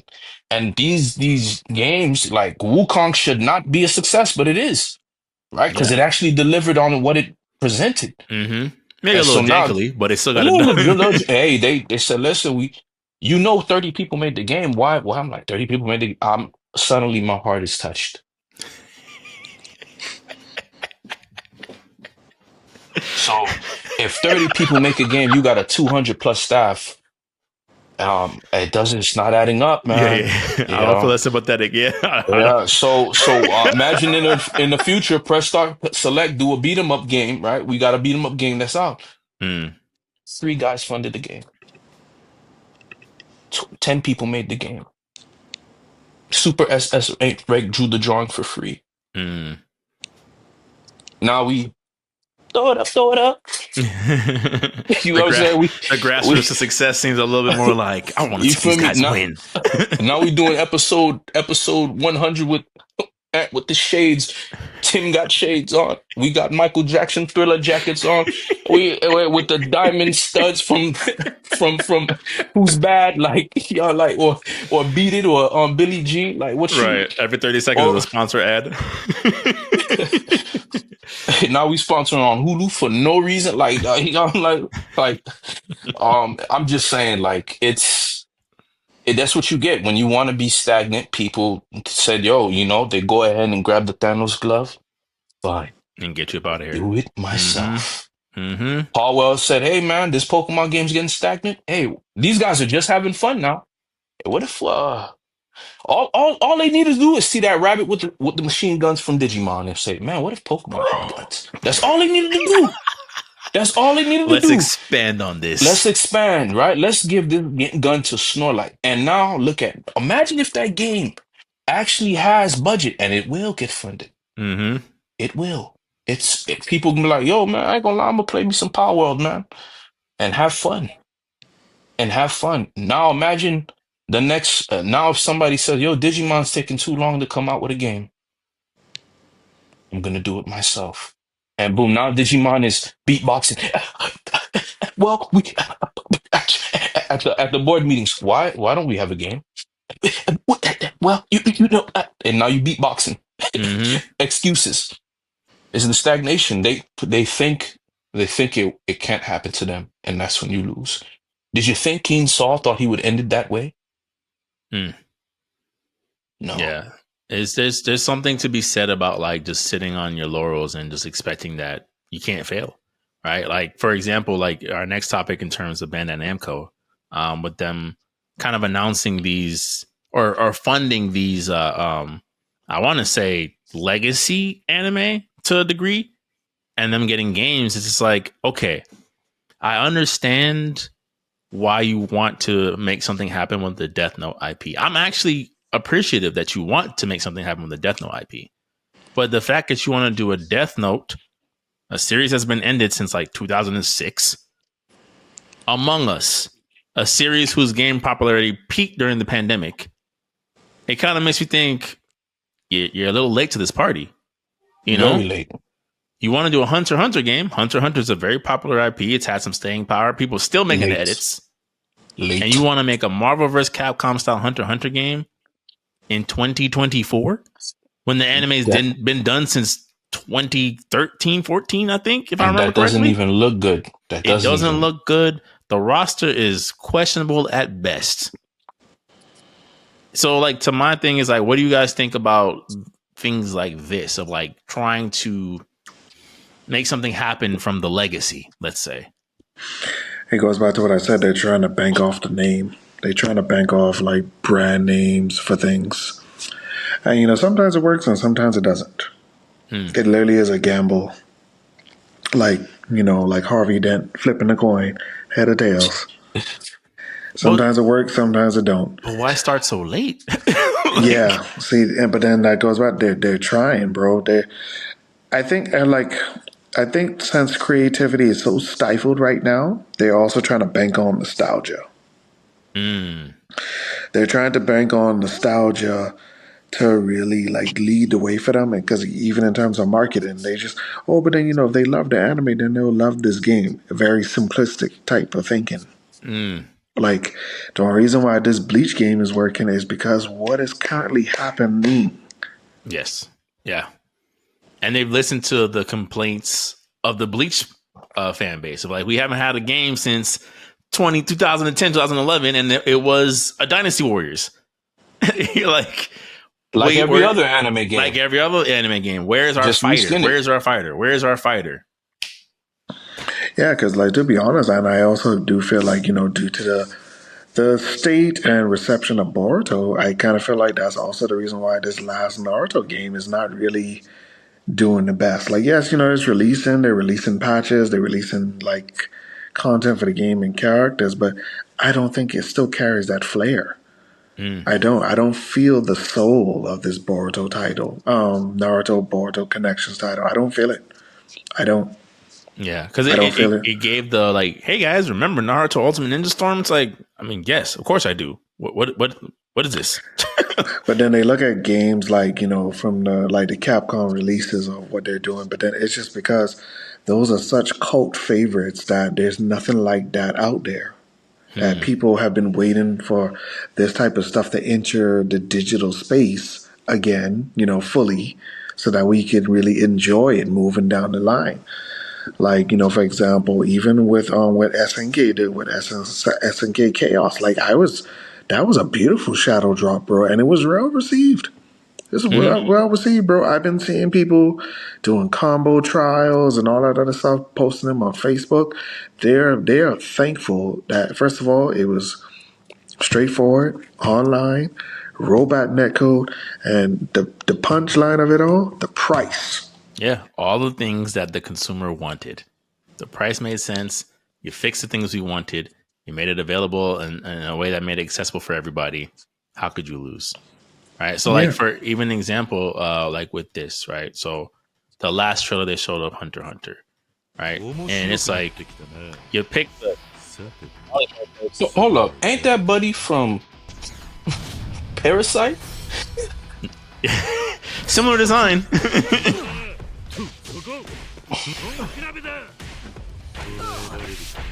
Like, you're looking at the gameplay, it doesn't look like the most amazing thing you've seen. It ain't the most graphically appealing. Why would I play this over Street Fighter? Bro. Why would I play this over Guilty Gear? Yeah. Over Fighters. Over Melty Blood. Over Under Night. Over 1,000 other games that borrow from this formula and do something interesting with it. To be honest, bro, like, this don't even look better than the Naruto Shippuden games on PSP. Like, those games look like they were miles ahead of this. Like, it just looks very bland, bro. It's just bland. Like, y'all had, when the rumors about this game are coming out, where it's like, oh, it's supposed to be a Hunter x Hunter Yu Yu Hakusho fighting game. I'm like, that alone would have taken this game to another level of interest, because people have been asking for Yu Yu Hakusho, especially once Yu Yu Hakusho went into Netflix and y'all did a live action series. It's like, if Johnny has two apples type brain thinking of like, how much more can I put it together for y'all? Like, you have these things that people are asking for, and you're just like, no, why would I do that? Why would I listen to the fans? And then when somebody else does it, Pikachu face. Huh? Pikachu face. Why didn't it work? Why is it working for them? It goes back to this topic, man. And we're seeing the theme of it is disconnect. Disconnect and the overall faith in the dollar. That people are you're thinking that people are so blind to consumerism, which they are in some ways. Yes, they are. That they will just buy anything. Because, like I said, the Amazon complex, the Apple complex, that people, they're just going to buy it just because. Mm-hmm. We built such brand loyalty with them. They love us. No, man. Like, and, goes back to Joy's point, man. Yes, people are looking for that escape. But then, a form of escape has to have a certain amount of quality. Yes. If the popcorn ain't buttered just right, I don't want it. I'm not going to eat the popcorn just because it's there. Yeah, bro, because that when I'm eating the popcorns in a movie, and if I feel this one side, this tastes a little bland, I'm about to go back to the concession stand and put swirl it up. I need this all done over. Yes, exactly. You need do this over. Do this all over. Yeah, man. I just think it's just so interesting where we're at a place where the line between game developer and game consumer has never been more unfiltered, because you have all these means. Because remember, like, we came up from the era where it's like, hey, if you want to leave your feedback on this game or the next game, send us a postcard, right? Like, that's where we're from. Versus now you could DM, message, make a video, tag every single developer, like follow Hideo Kojima. Like there's so many different ways to like get that feedback loop. And I'm sure a lot of it sometimes can be unreasonable, but within there's nuggets of truth. And like you said, Tim, like it's just like a thing of like, what if we don't listen to any of it? It's like, then what do you think is going to happen? What do you expect? Why do all roads lead back to, we don't understand why people just don't like us anymore? It's madness, bro. It really is a form of madness, man. And, it goes back to, was that Far Cry 3, right? Yeah, insanity, that this overall faith in capitalism, bro. Like, it's very cannibalistic, bro. You're eating yourself. Like, you're destroying everything in sight. Yeah, like, speaking of Far Cry 3, the rumors are now that Ubisoft dissolved the team from Prince of Persia and are now consolidating the resources to work on the next Rayman. And I'm just kind of like, think Rayman is going to get it done? Honestly, bro, this Prince of Persia, like this last one that came out, honestly, if this was the last Prince of Persia game, I would be satisfied. Because first of all, Ubisoft really needs to really come to terms with the Prince of Persia IP. Like, all right, the ones that came out during the PlayStation era, like that trilogy, did amazing numbers. It's a classic. It's a classic to people. And then even they started to struggle a little bit. They did a prequel that's between 1 and 2, which did okay. And then when people started experimenting in movies, then you brought out that horrible movie with Jake. Yeah. And then, of course, the Prince of Persia 2008, like, which had mixed reviews. Because, once again, differences of art style, play style. But then the thing about it is, what you don't realize is you kind of created a spiritual successor to Prince of Persia through Assassin's Creed. Because the original Assassin's Creed was the build of a new Prince of Persia game. But they feel like, no, this feels something much bigger. And you just ran with Assassin's Creed. And now we got over 15... Assassin's Creed games with no end in sight, bro. No ending, no narrative, it's like none of it. So, like, yes, you wanted to go back to formula, do a remake. People was not feeling that art style, but apparently it's still happening. And you brought out, a product that is much simpler. The designs are great. The boss battles are great. The use of magic is great. And, like I said, the whole Metroid type of style side-scrolling, it actually pays off in certain areas, bro. It really does. You had, some minor DLC updates. And the price was great. Yeah. Count that as a win, bro. And then even when you look at the reviews, bro, the reviews are very good. So, like, to consider this not a success, that is very dumb. No marketing push. No immediate Steam release. If you want to stream it, Ubisoft launch your Oni. Like it's like, again, like you said, it's a disconnect of like, how have you set this game up to succeed? That's what I'm saying. Like, I feel like with Ubisoft, it's such a thing of like, you're not even setting yourself up to win. The unspoken understanding about your guys' games is they're going to, 1, launch unfinished, 2, go on sale immediately, and 3, about 6 months in is when we get the game that we're actually supposed to get on launch day. You've done this to yourself. Yeah. And then, to be honest, a lot of their properties are series and are suffering from fatigue. Like, to be honest, like, if we're being honest about the Far Cry series, they peaked with 3. 4 and 5 felt like 3.5. Yeah. 5 was cool. 5 was cool. 5 yeah. was That's cool the one with the girls? No, 5's one with the religious cult. Yeah. And them glasses that I wanted? Yeah. 5 was cool because the story was non-linear. Like, the whole world was available to you after that that prologue mission. Sons of Anarchy, right? Okay. Yeah, gotcha. But then the thing about it is like, after that, they just been stumbling. Like, even Far Cry 6, like, you try to bank off. Come out with a game every year. You try to bank off, it's like, not Madden. Oh, the DLC. We have so many.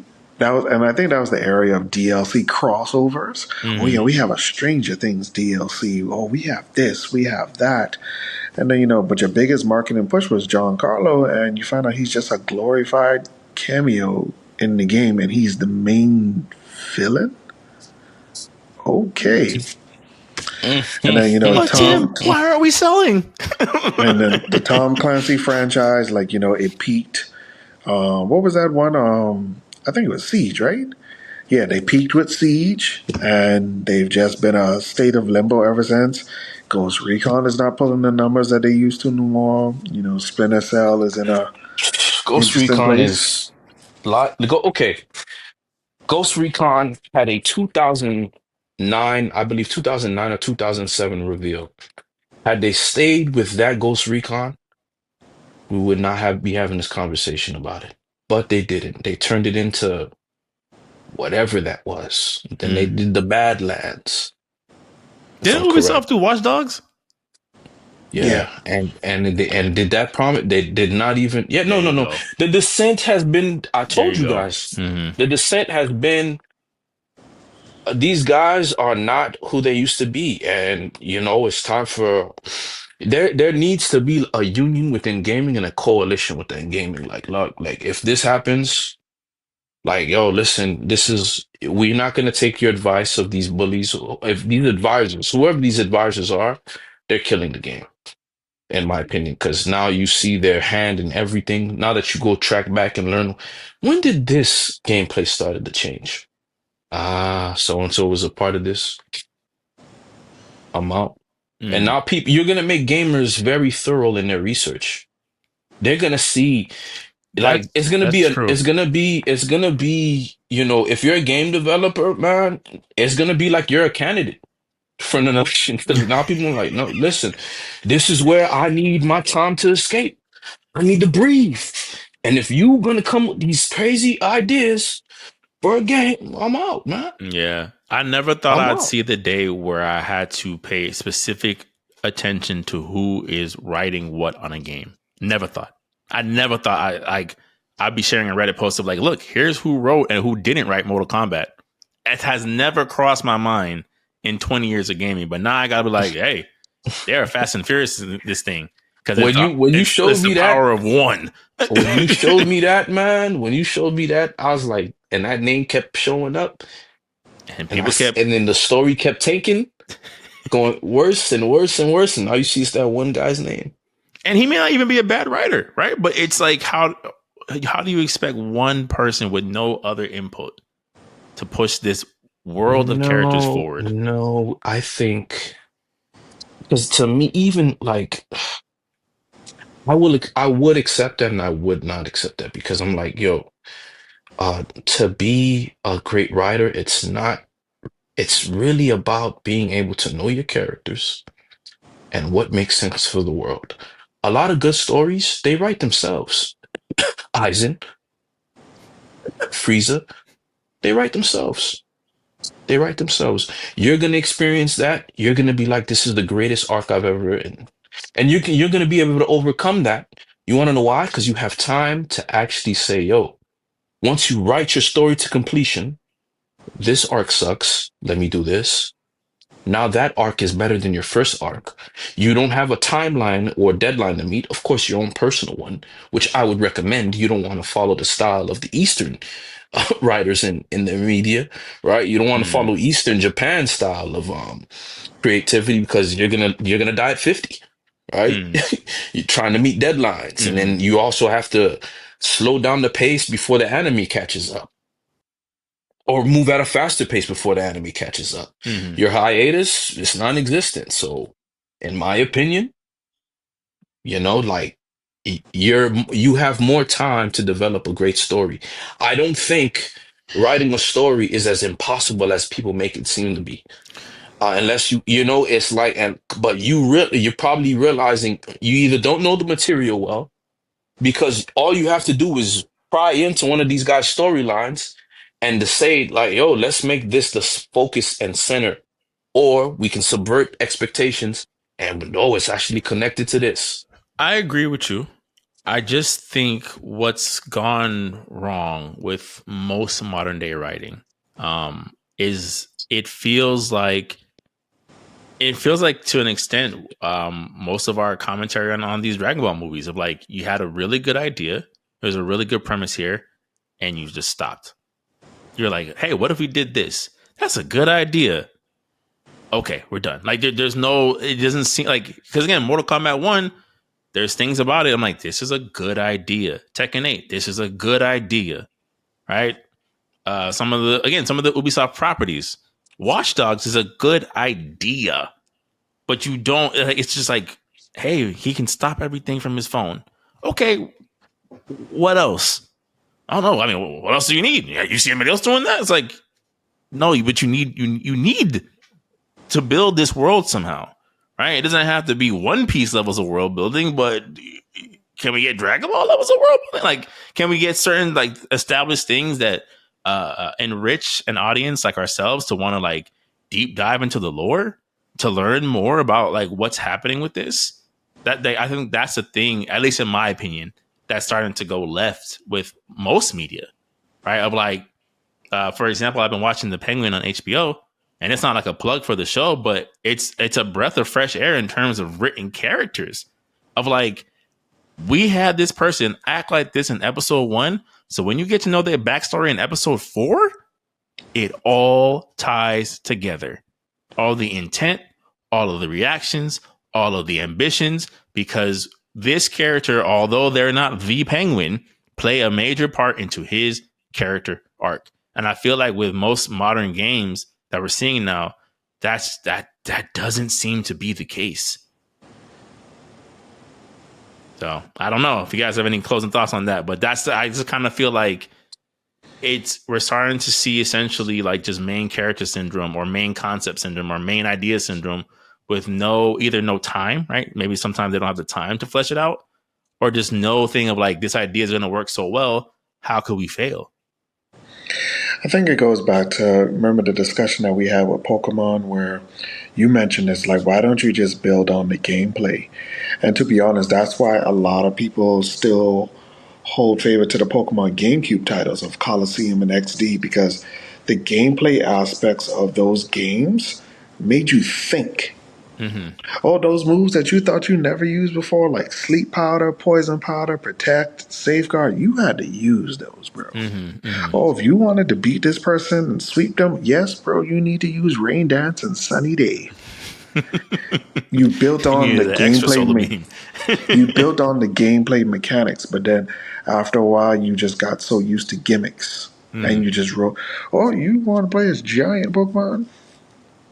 Oh, you want your Pokemon to change their typing in a crystallized format like that Onyx did in the Orange Islands? That one time? That one time? Oh, what about Megas? Like, just focus on the plot. And now you're bringing Megas back, but then now you're stuck in this lawsuit with Paul World. So now the beloved fan favorite that people want, we're now stuck in this limbo with. But then it goes back to what I said, man. I kind of feel like they're trying to like find whatever gimmick that they have and just explore with that. Like, for example, to tie it back to Ubisoft, everybody's been trying to recreate this. Actually, I wouldn't say everybody. Certain people have been trying to like dab into that, that topic of the criminal underworld of Star Wars ever since that one game got canceled that, me and Jory spoke about. 13. So, okay. Yeah. And, people have been wanting that for years. Even when the last season of Clone Wars came back, they even highlighted that same area, and people was like, bro, don't do that. Don't give me hope. Because, people have been wanting that experience of, like, how does the criminal underworld operate under an empire? Because even there's hints about it. When the reason why Han owed Jabba, he's like, hey, Jabba, man, I'm sorry, man. There was some Star Destroyer. They were coming at me. I had to let the shipment go. But it's like, bro, you cost me money. You got to pay that back. You all frolicking around with this woman with and this this princess, and it's just like, you've been dodging my calls, bro. You got to turn, or I'm gonna send the dogs after you. So it goes back to what I was saying, like, we wanted this world so bad, and that was Ubisoft's gimmick, and it flopped. It flopped. That's what you're saying. Yeah. It flopped so hard, bro. Even in terms, I would say, Jedi Survivor. It's that Clone Wars in between, but not really storyline, and we're seeing the fatigue of overextending this period of time, Right. bro. Does this matter or not? Because I've said it, bro. Like, to be honest, like whatever they do for Fallen Order 3 and Ahsoka season part 2, please let this be it to the Clone Wars trauma. Because we saw it happen with what's the word, the Bad Batch. The Bad Batch has some good moments, but it was a very lukewarm show. Like, it was like that cup of tea, not too hot, not too cold. It got the job done. It should have been a part of a Star Wars series as a filler episode. It should have never been its own series. Like, yo, like, how many personalities do you want to give a clone that's not supposed to have a variety of personalities? But then that goes back to the whole Tim's thing about the gimmick of like, man, it's interesting that they're not just bodies in a suit, right? Like, that's a good idea, but then it's just like, okay, that was a good idea of like something to think about in the moral like ambiguity of that, not to like, let's make this its own series of faceless people. And you guys continue to do the same level of. Go ahead. And I mean, it was good because it did solve the mysteries that people wanted to know. How was the clone troopers retired in favor of the stormtroopers? And the way they showed that, I was like, but do you think that warranted a whole series, right? That's the thing. Like, it did not. Yeah. Like, to be honest, it should have been 2 seasons max. 2 seasons, and that's it. Call it a day. But Tim, the money. But it goes back to the money of Disney wants to. Because when you really look at it, when Disney acquired these series, they want to milk them out, bro, and that's why we're getting series. That's why we're getting triple trilogies that don't really make sense or work. And it's like nobody really wants to be innovative enough. Like, all right, let's create something different. Like, my Godfather is a big Dune fan, like the original Dune. And he's like, this is what inspired Star Wars. And then I, sat down with it. I was like, okay, I see why. But then I see the differences of this new Hollywood version. Oh, y'all not about to go into depth like this old show did. I can see the differences of depth. And it's because they want something to bring people in, and they're trying to bait off the nostalgia of things or certain periods of time. And that's where a lot of people, they're losing the disconnect. They're trying to bank off our feelings of nostalgia in certain moments, but then you got to really look at it, bro. It's these things are not really holding up. Like, we want something that is fresh and new. And that's why, like I said, I go back to my point earlier, the Prince of Persia Lost Crown, that is a good send off, bro. That is a good. If you would have ended this right here, I would have been satisfied. It was a game that's like, it has some good reviews. The gameplay is very engaging, and the design of the prince is, not the prince, but the lore. Everything else was good. The lore of the character, it was spot on, bro. It's just. Like, if you're trying to do something to Rayman, I mean, I'll give them props also. So you're now trying to bring back your side-scrolling properties. I was like, but bro, do you really feel like Rayman is going to do it? To revive you, to give you what you want? No. Man, that show from Netflix, man, kind of like made people, oh, dude, you got to do this version of Rayman. I'm like, man, listen, no. No, you don't. No, you don't, bro. It could be a really funny one-off. I promise you, you don't have to flesh this out at all. I promise. Yeah, I don't want to play Sam Fisher as the Phantom Limb. Like, I'm sorry.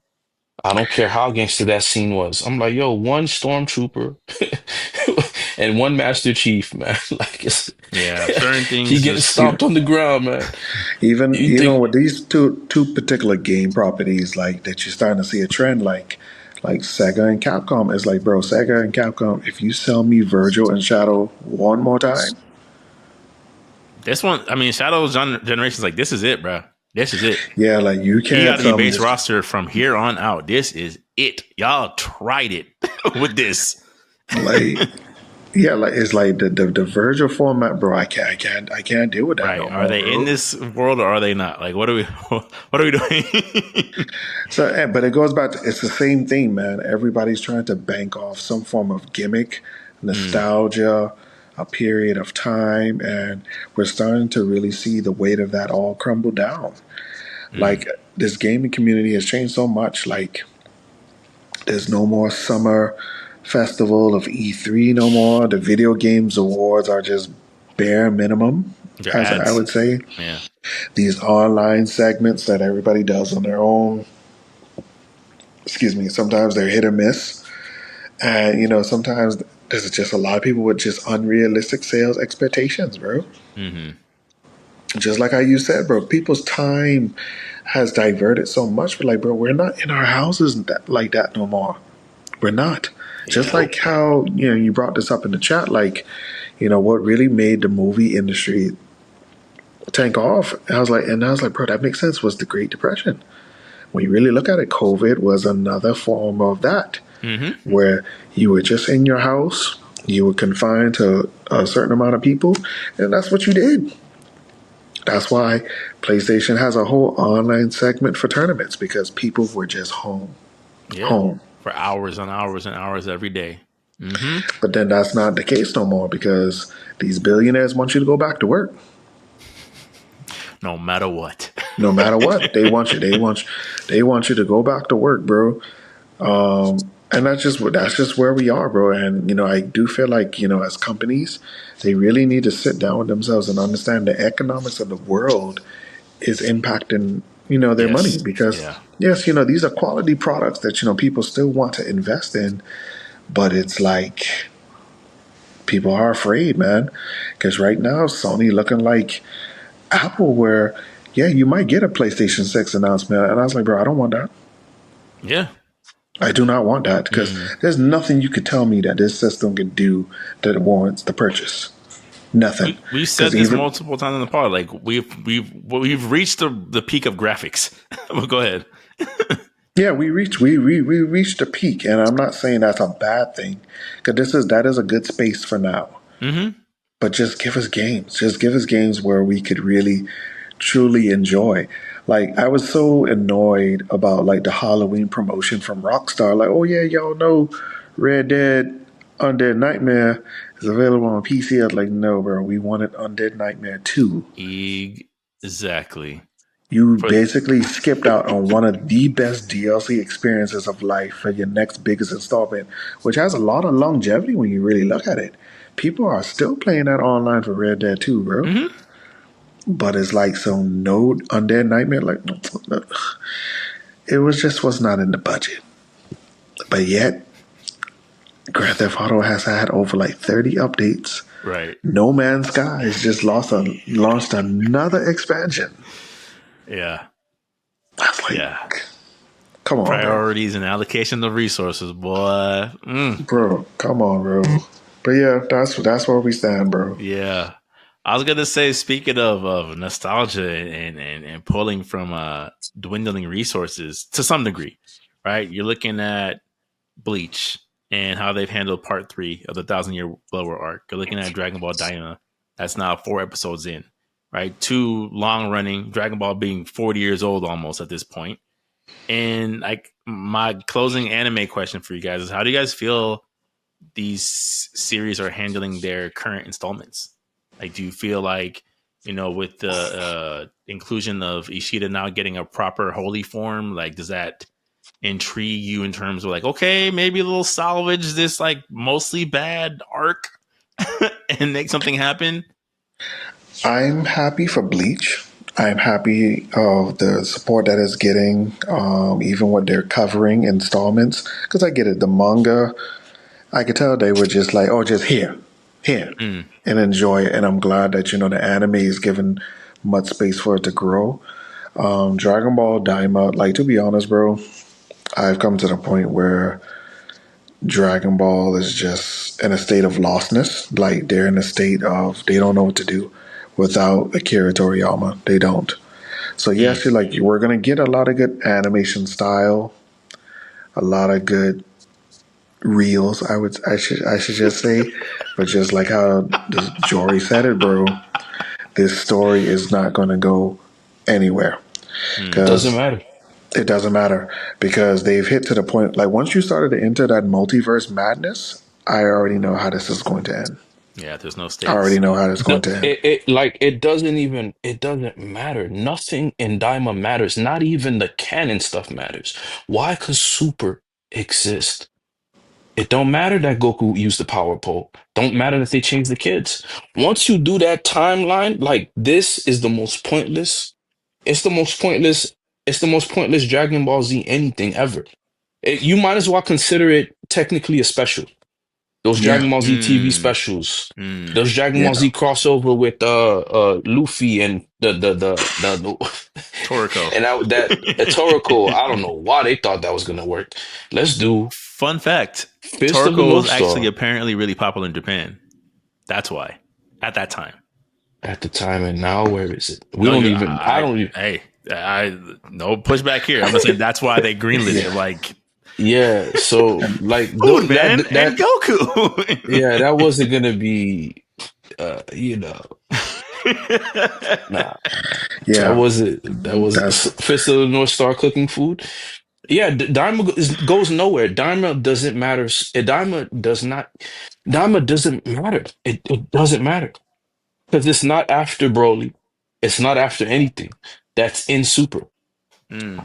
Who's the genius that thought of that? And that's what you get. Nobody told them that's a bad idea.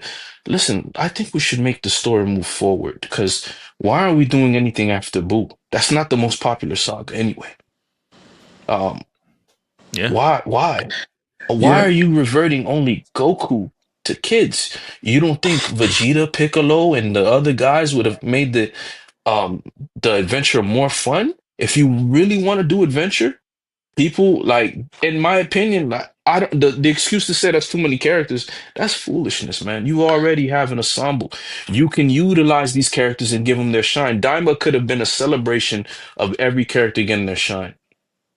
It Mm. could have easily been done. Goku does not. You could use Goku and Vegeta like a Saitama. It's not. We already know that these guys are it. It could have been Gohan show. Gohan decided, hey man, you know I what, would man? actually argue that Dragon Ball works best. Modern Dragon Ball works best when you treat Goku and Vegeta like Saitama. When you keep them in reserves, I think it makes it better. Personally. Yeah, because like for example, would be superhero. Is like they were on Barris's planet training with Broly, and it made sense. It made sense Exactly. because it introduced the room for other people to step up.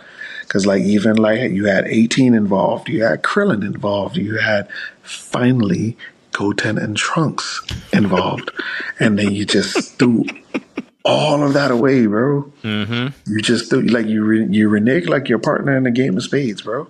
You just That you could have just you, been you, the you just threw it all away, reason. bro. Because Yeah. Dragon Ball Z superhero was technically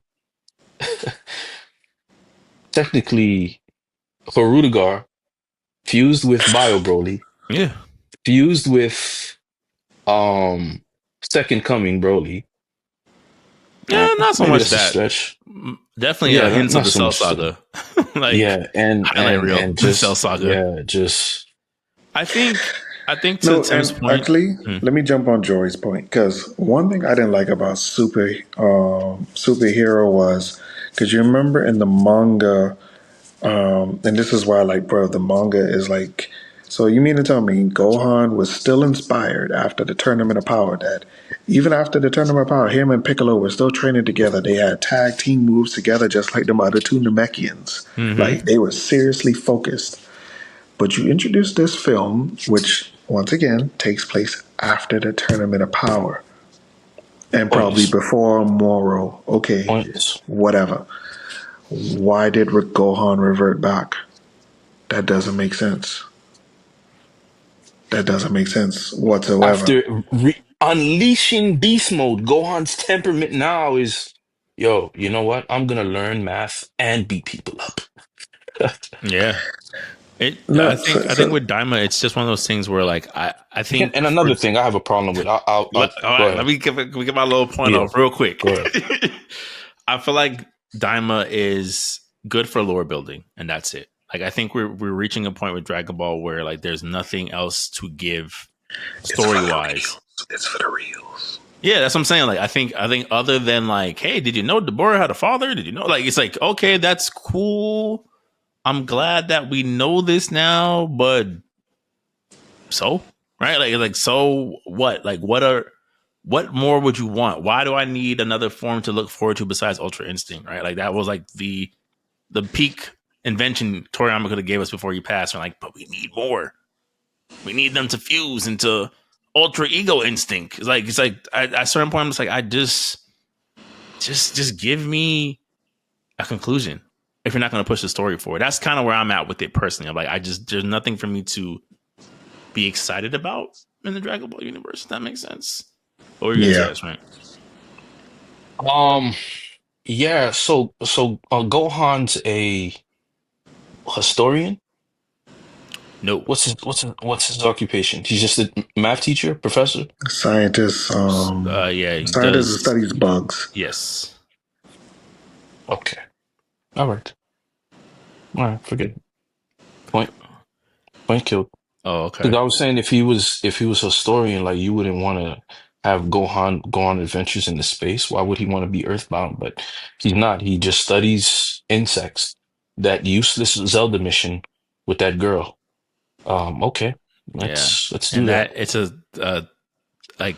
career that kind of came out of nowhere because we've never seen Gohan take interest in wildlife. Insects, maybe dragons. Besides maybe dragons, right? Like it's okay. And you domesticated his wife, Videl. Well, she's a martial arts teacher, so yeah. Nah, bro. bring back two ponytail Videl, bro. The realist. Gotta bring her back. I just think with like to this whole overall point, right? Even tying it into Bleach, I think even with the showing of like Ishida's holy form and all this stuff, I'm like, it's like if you added a little bit of smaller details to the Buu saga, right? It's like it's cool. I appreciate the detail, but I don't know if it erases like the stink of it just not being a good arc. Like when I see Ichigo grab those two blades, I'm like, all right, he did have these two swords, and this went nowhere. All right, like Yuhabak still is just undefeatable until he is. Like there's just certain things where I'm like, this is all still kind of leading up to the same underwhelming conclusion of like, I love what you did with the Zero Squad. You did more, but they were still useless.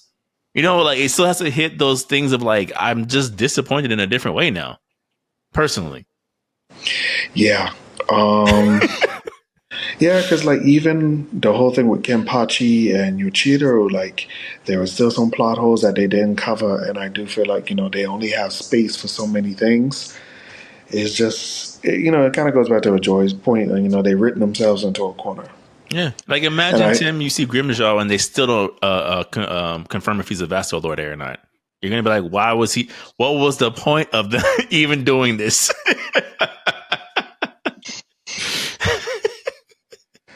Like what was the actual point? I mean, and I guess that's why most of my faith is still in One Piece, because at least One Piece stay in focus, bro. No, One Piece is going to transcend all anime media because of what it solely represents and what we are actually coming into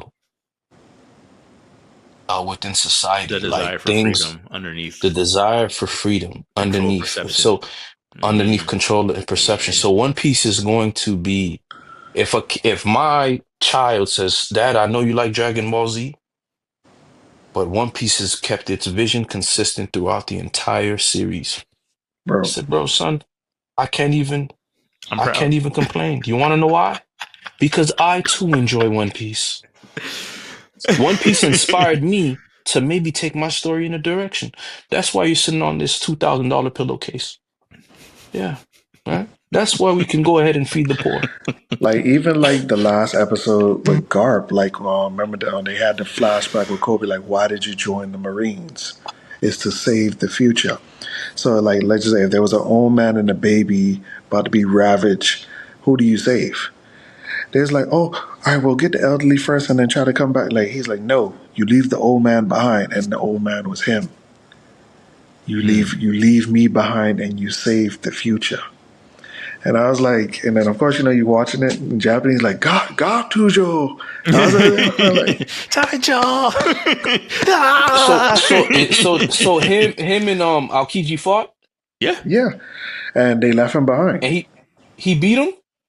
No. Okay, You know, so One Piece first of technicalities. all right, first of all, they ganged up on him, and Yes. he received a mortal wound from one of the guys who was an ex-Marine. Yeah. But he was still able to do like a last finishing attack to help them. But it's the Yeah. simple fact he was bleeding out. So what Akoji did was he froze him so he could stop Oh, bleeding. so Aokiji was getting tagged up. Yeah, to be honest, Yeah. to be honest, because I don't think Garp came into the intention that he was going to kill him. And then, to be honest, I guess this is being foreshadowed that Garp is going through the realizations that everybody that I've cared about has become a pirate in some way. So basically, what I'm standing for is not as solid as I think. Like, look at it, my son, and especially when you really understand the premise of One Piece, my son became a revolutionary army, joined the revolutionary, which is technically still a pirate. Still, technically. Yeah. If you go against the crown, like if you're really using like colonial terminology, you went against the crown, In you're the a name pirate. of the king. It's a fancy name and for your a terrorist people. organization, but My grandson, by blood, became a pirate. My two grandsons that I adopted became pirates. My first big pupil became a pirate. Something I might be wrong here. I almost became a pirate through retaliation. Like, yeah, because like Sengoku knew he was going to kill Akainu. He was going to kill him. And he knew that would have been the biggest fallout. And if that would have hit the news, that a vice admiral, who technically is an admiral level or fleet admiral level of character, killed an officer because of XYZ, Because of your pirate, yeah. that the news would have never cut, because that's even what Fujitora has been saying. The Marines are trying to protect their prestige, their reputation, that they are the pinnacleness of what is good in this world. Because if that is broken, the world Will collapse, yeah. will collapse. Yeah. Which, I mean, But there's truth to that. You do need a level of order, technically, quote unquote. But then see, now they're questioning that order, because look at all the stuff that is happening around them. Like, you had this one group of pirates save 2 countries. Yeah. Where was you when all the dogs needed help? And it's like, so you mean to tell me pirates could do what we couldn't? Yeah.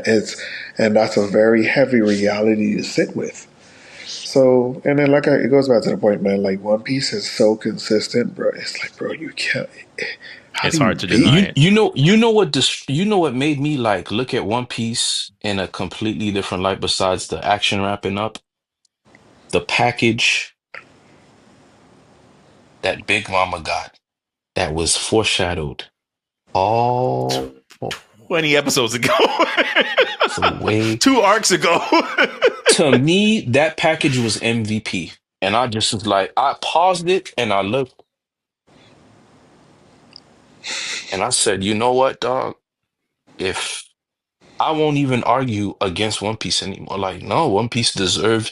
If One Piece were to win against Dragon Ball Z, if you were to like put it side by side, One Piece beats Naruto as a complete. It's already has any Lapsed destroys Naruto. Yeah. Lapsed Naruto. One Piece. Should we bring up Bleach? No, because we don't even. What if they already have their Aizen and Madara and a Pain? What if we don't know? That Right? was the question I was going to ask Tim. Tim, we were having a conversation off Mike, Jory, and I about shonen antagonists, basically, and how, you think of Naruto, you think of Pain or Madara. You think of Bleach, you can't not think of Aizen. Does One Piece have like a clear top tier antagonist? Yeah, yes and no. Yes and no. There's characters that reflected those type of natures, but they didn't become a focus, and I think that was a safe choice. Because to me, especially when you look at story progression, Crocodile has a Frieza type of element to me. He's a force that really introduced a real pinnacle change in the One Piece lore, and he's able to come and go as he please. But there's not this heavy focus about him.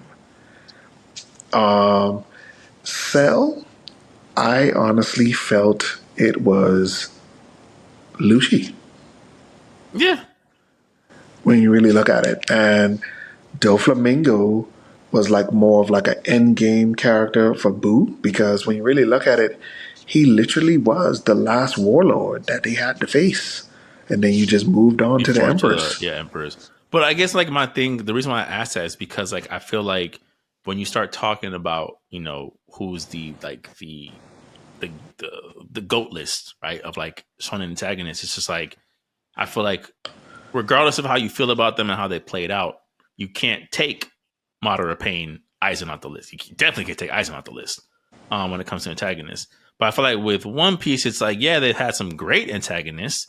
But like when I look at Kaido, I'm like, he was cool, but you know, like Lucci, like he was great, but yeah, you know, like it's like Akainu, Blackbeard, you know, like it doesn't really feel like this, like, oh man, this person is a ongoing problem. The only person that I felt could have been was, for me, my favorite One Piece villain is Katakuri. Yeah, but he He's a lost some henchman. armor. He's a henchman, but at the same time, this henchman has potential. That's how I looked at, like, if you do what you did with Frieza, and Frieza, Frieza became a problem. Like, Frieza's lore, now Frieza never trained? Are you serious? So now that's like, okay, what happens if XYZ takes place? But that's what I would say. I really like Katakuri. He lost the plot armor. That's also the other thing, right? Luffy won because of that. Yeah, Luffy was using that Call of Duty plot armor. It's the Ichigo versus Kenpachi argument all over again, right? It's like if Ichigo beat Kenpachi, but every time you see Kenpachi, he's even stronger. Then how did he win? Like he should have lost then if Kenpachi was always this strong. I mean, technically he did, because you remember when they fought each other. Remember, Ichigo went down first. Yeah, I believe.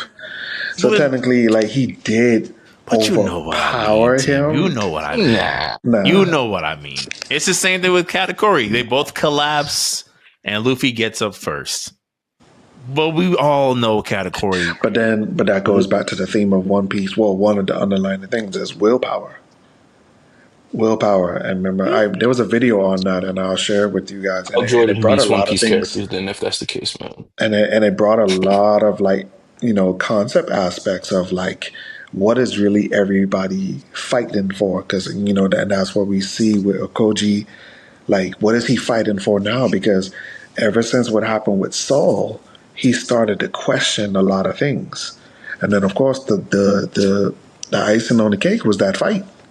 But Akainu, like, he's like, nah, bro, I can't rock with this no more. I can't. I really just cannot. Yeah. So who's and I mean, honestly. But I just feel like One Piece is on a scale where you technically don't need those type of archetype of characters, because when you really look at it, they all still play a very interesting role in the progression of the story. The simple fact that Buggy's on a team with Mihawk and Crocodile in general, it's like, bro, how does this work? But it works so well. I don't know. Bro, whatever this final arc that they keep leading up to, bro, this is going to be very interesting to see. Like, how does this work, bro?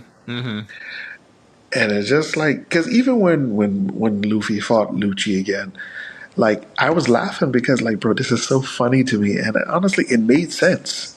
It made sense to me, bro, because... It did, but I don't have to like it, too. I mean, I didn't like it. Yeah. I liked it, but like, even when they brought in the Paphistas, like, and when you found out the level of powers that they had, like, bro, when Hawk came around, I was like, bro, this makes such sense. The powers you gave him, what he's able to do, and even the whole, like, they technically got a cheat code because they have, like, genes from the dude King. Like, oh yeah, you can't hit them when the fire is lit. Yeah, they are beyond broken. Beyond Broken. broken. And it adds a very interesting elements, bro. And I'm really excited to see like where they really take it.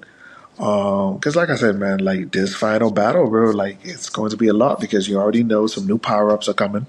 You already know. Mm-hmm. So let's see how that works out in its favor. But it's just like, the story consistency, man. In terms of Bleach, I'm just excited to see what details that they do add because you never may know. They might surprise you with the ending. They might.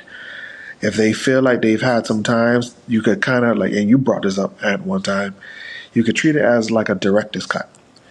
The Snyder cut. Like, oh yeah, we realized the first round we kind of rough drafted a bit and just put it straight to print. Mm-hmm. But then this is what after some feedback, this is what we really wanted to do, and that's the final product that you could take it as. I hope so. I mean, again, I hope so. Yeah, what's been happening, the fleshing out has been very interesting. It was dope seeing Ishida's holy form. It looked cool. It fit his character. It made sense. It's just, I'm like, if it still has to hit these same plot points, it's just, it's a flashy road to disappointment again. What plot points do you mean? I mean, not spoiling anything for anime only watchers, but just the beats of the battle, like the overall battle of Ichigo doesn't win until he wins it without spoiling anything. Like every single matchup that he's gonna have is irrelevant up until the last fight. Even with a new power up, even with a new sword, even with a new Bankai. What do you mean? It's irrelevant. You know what I mean? Like.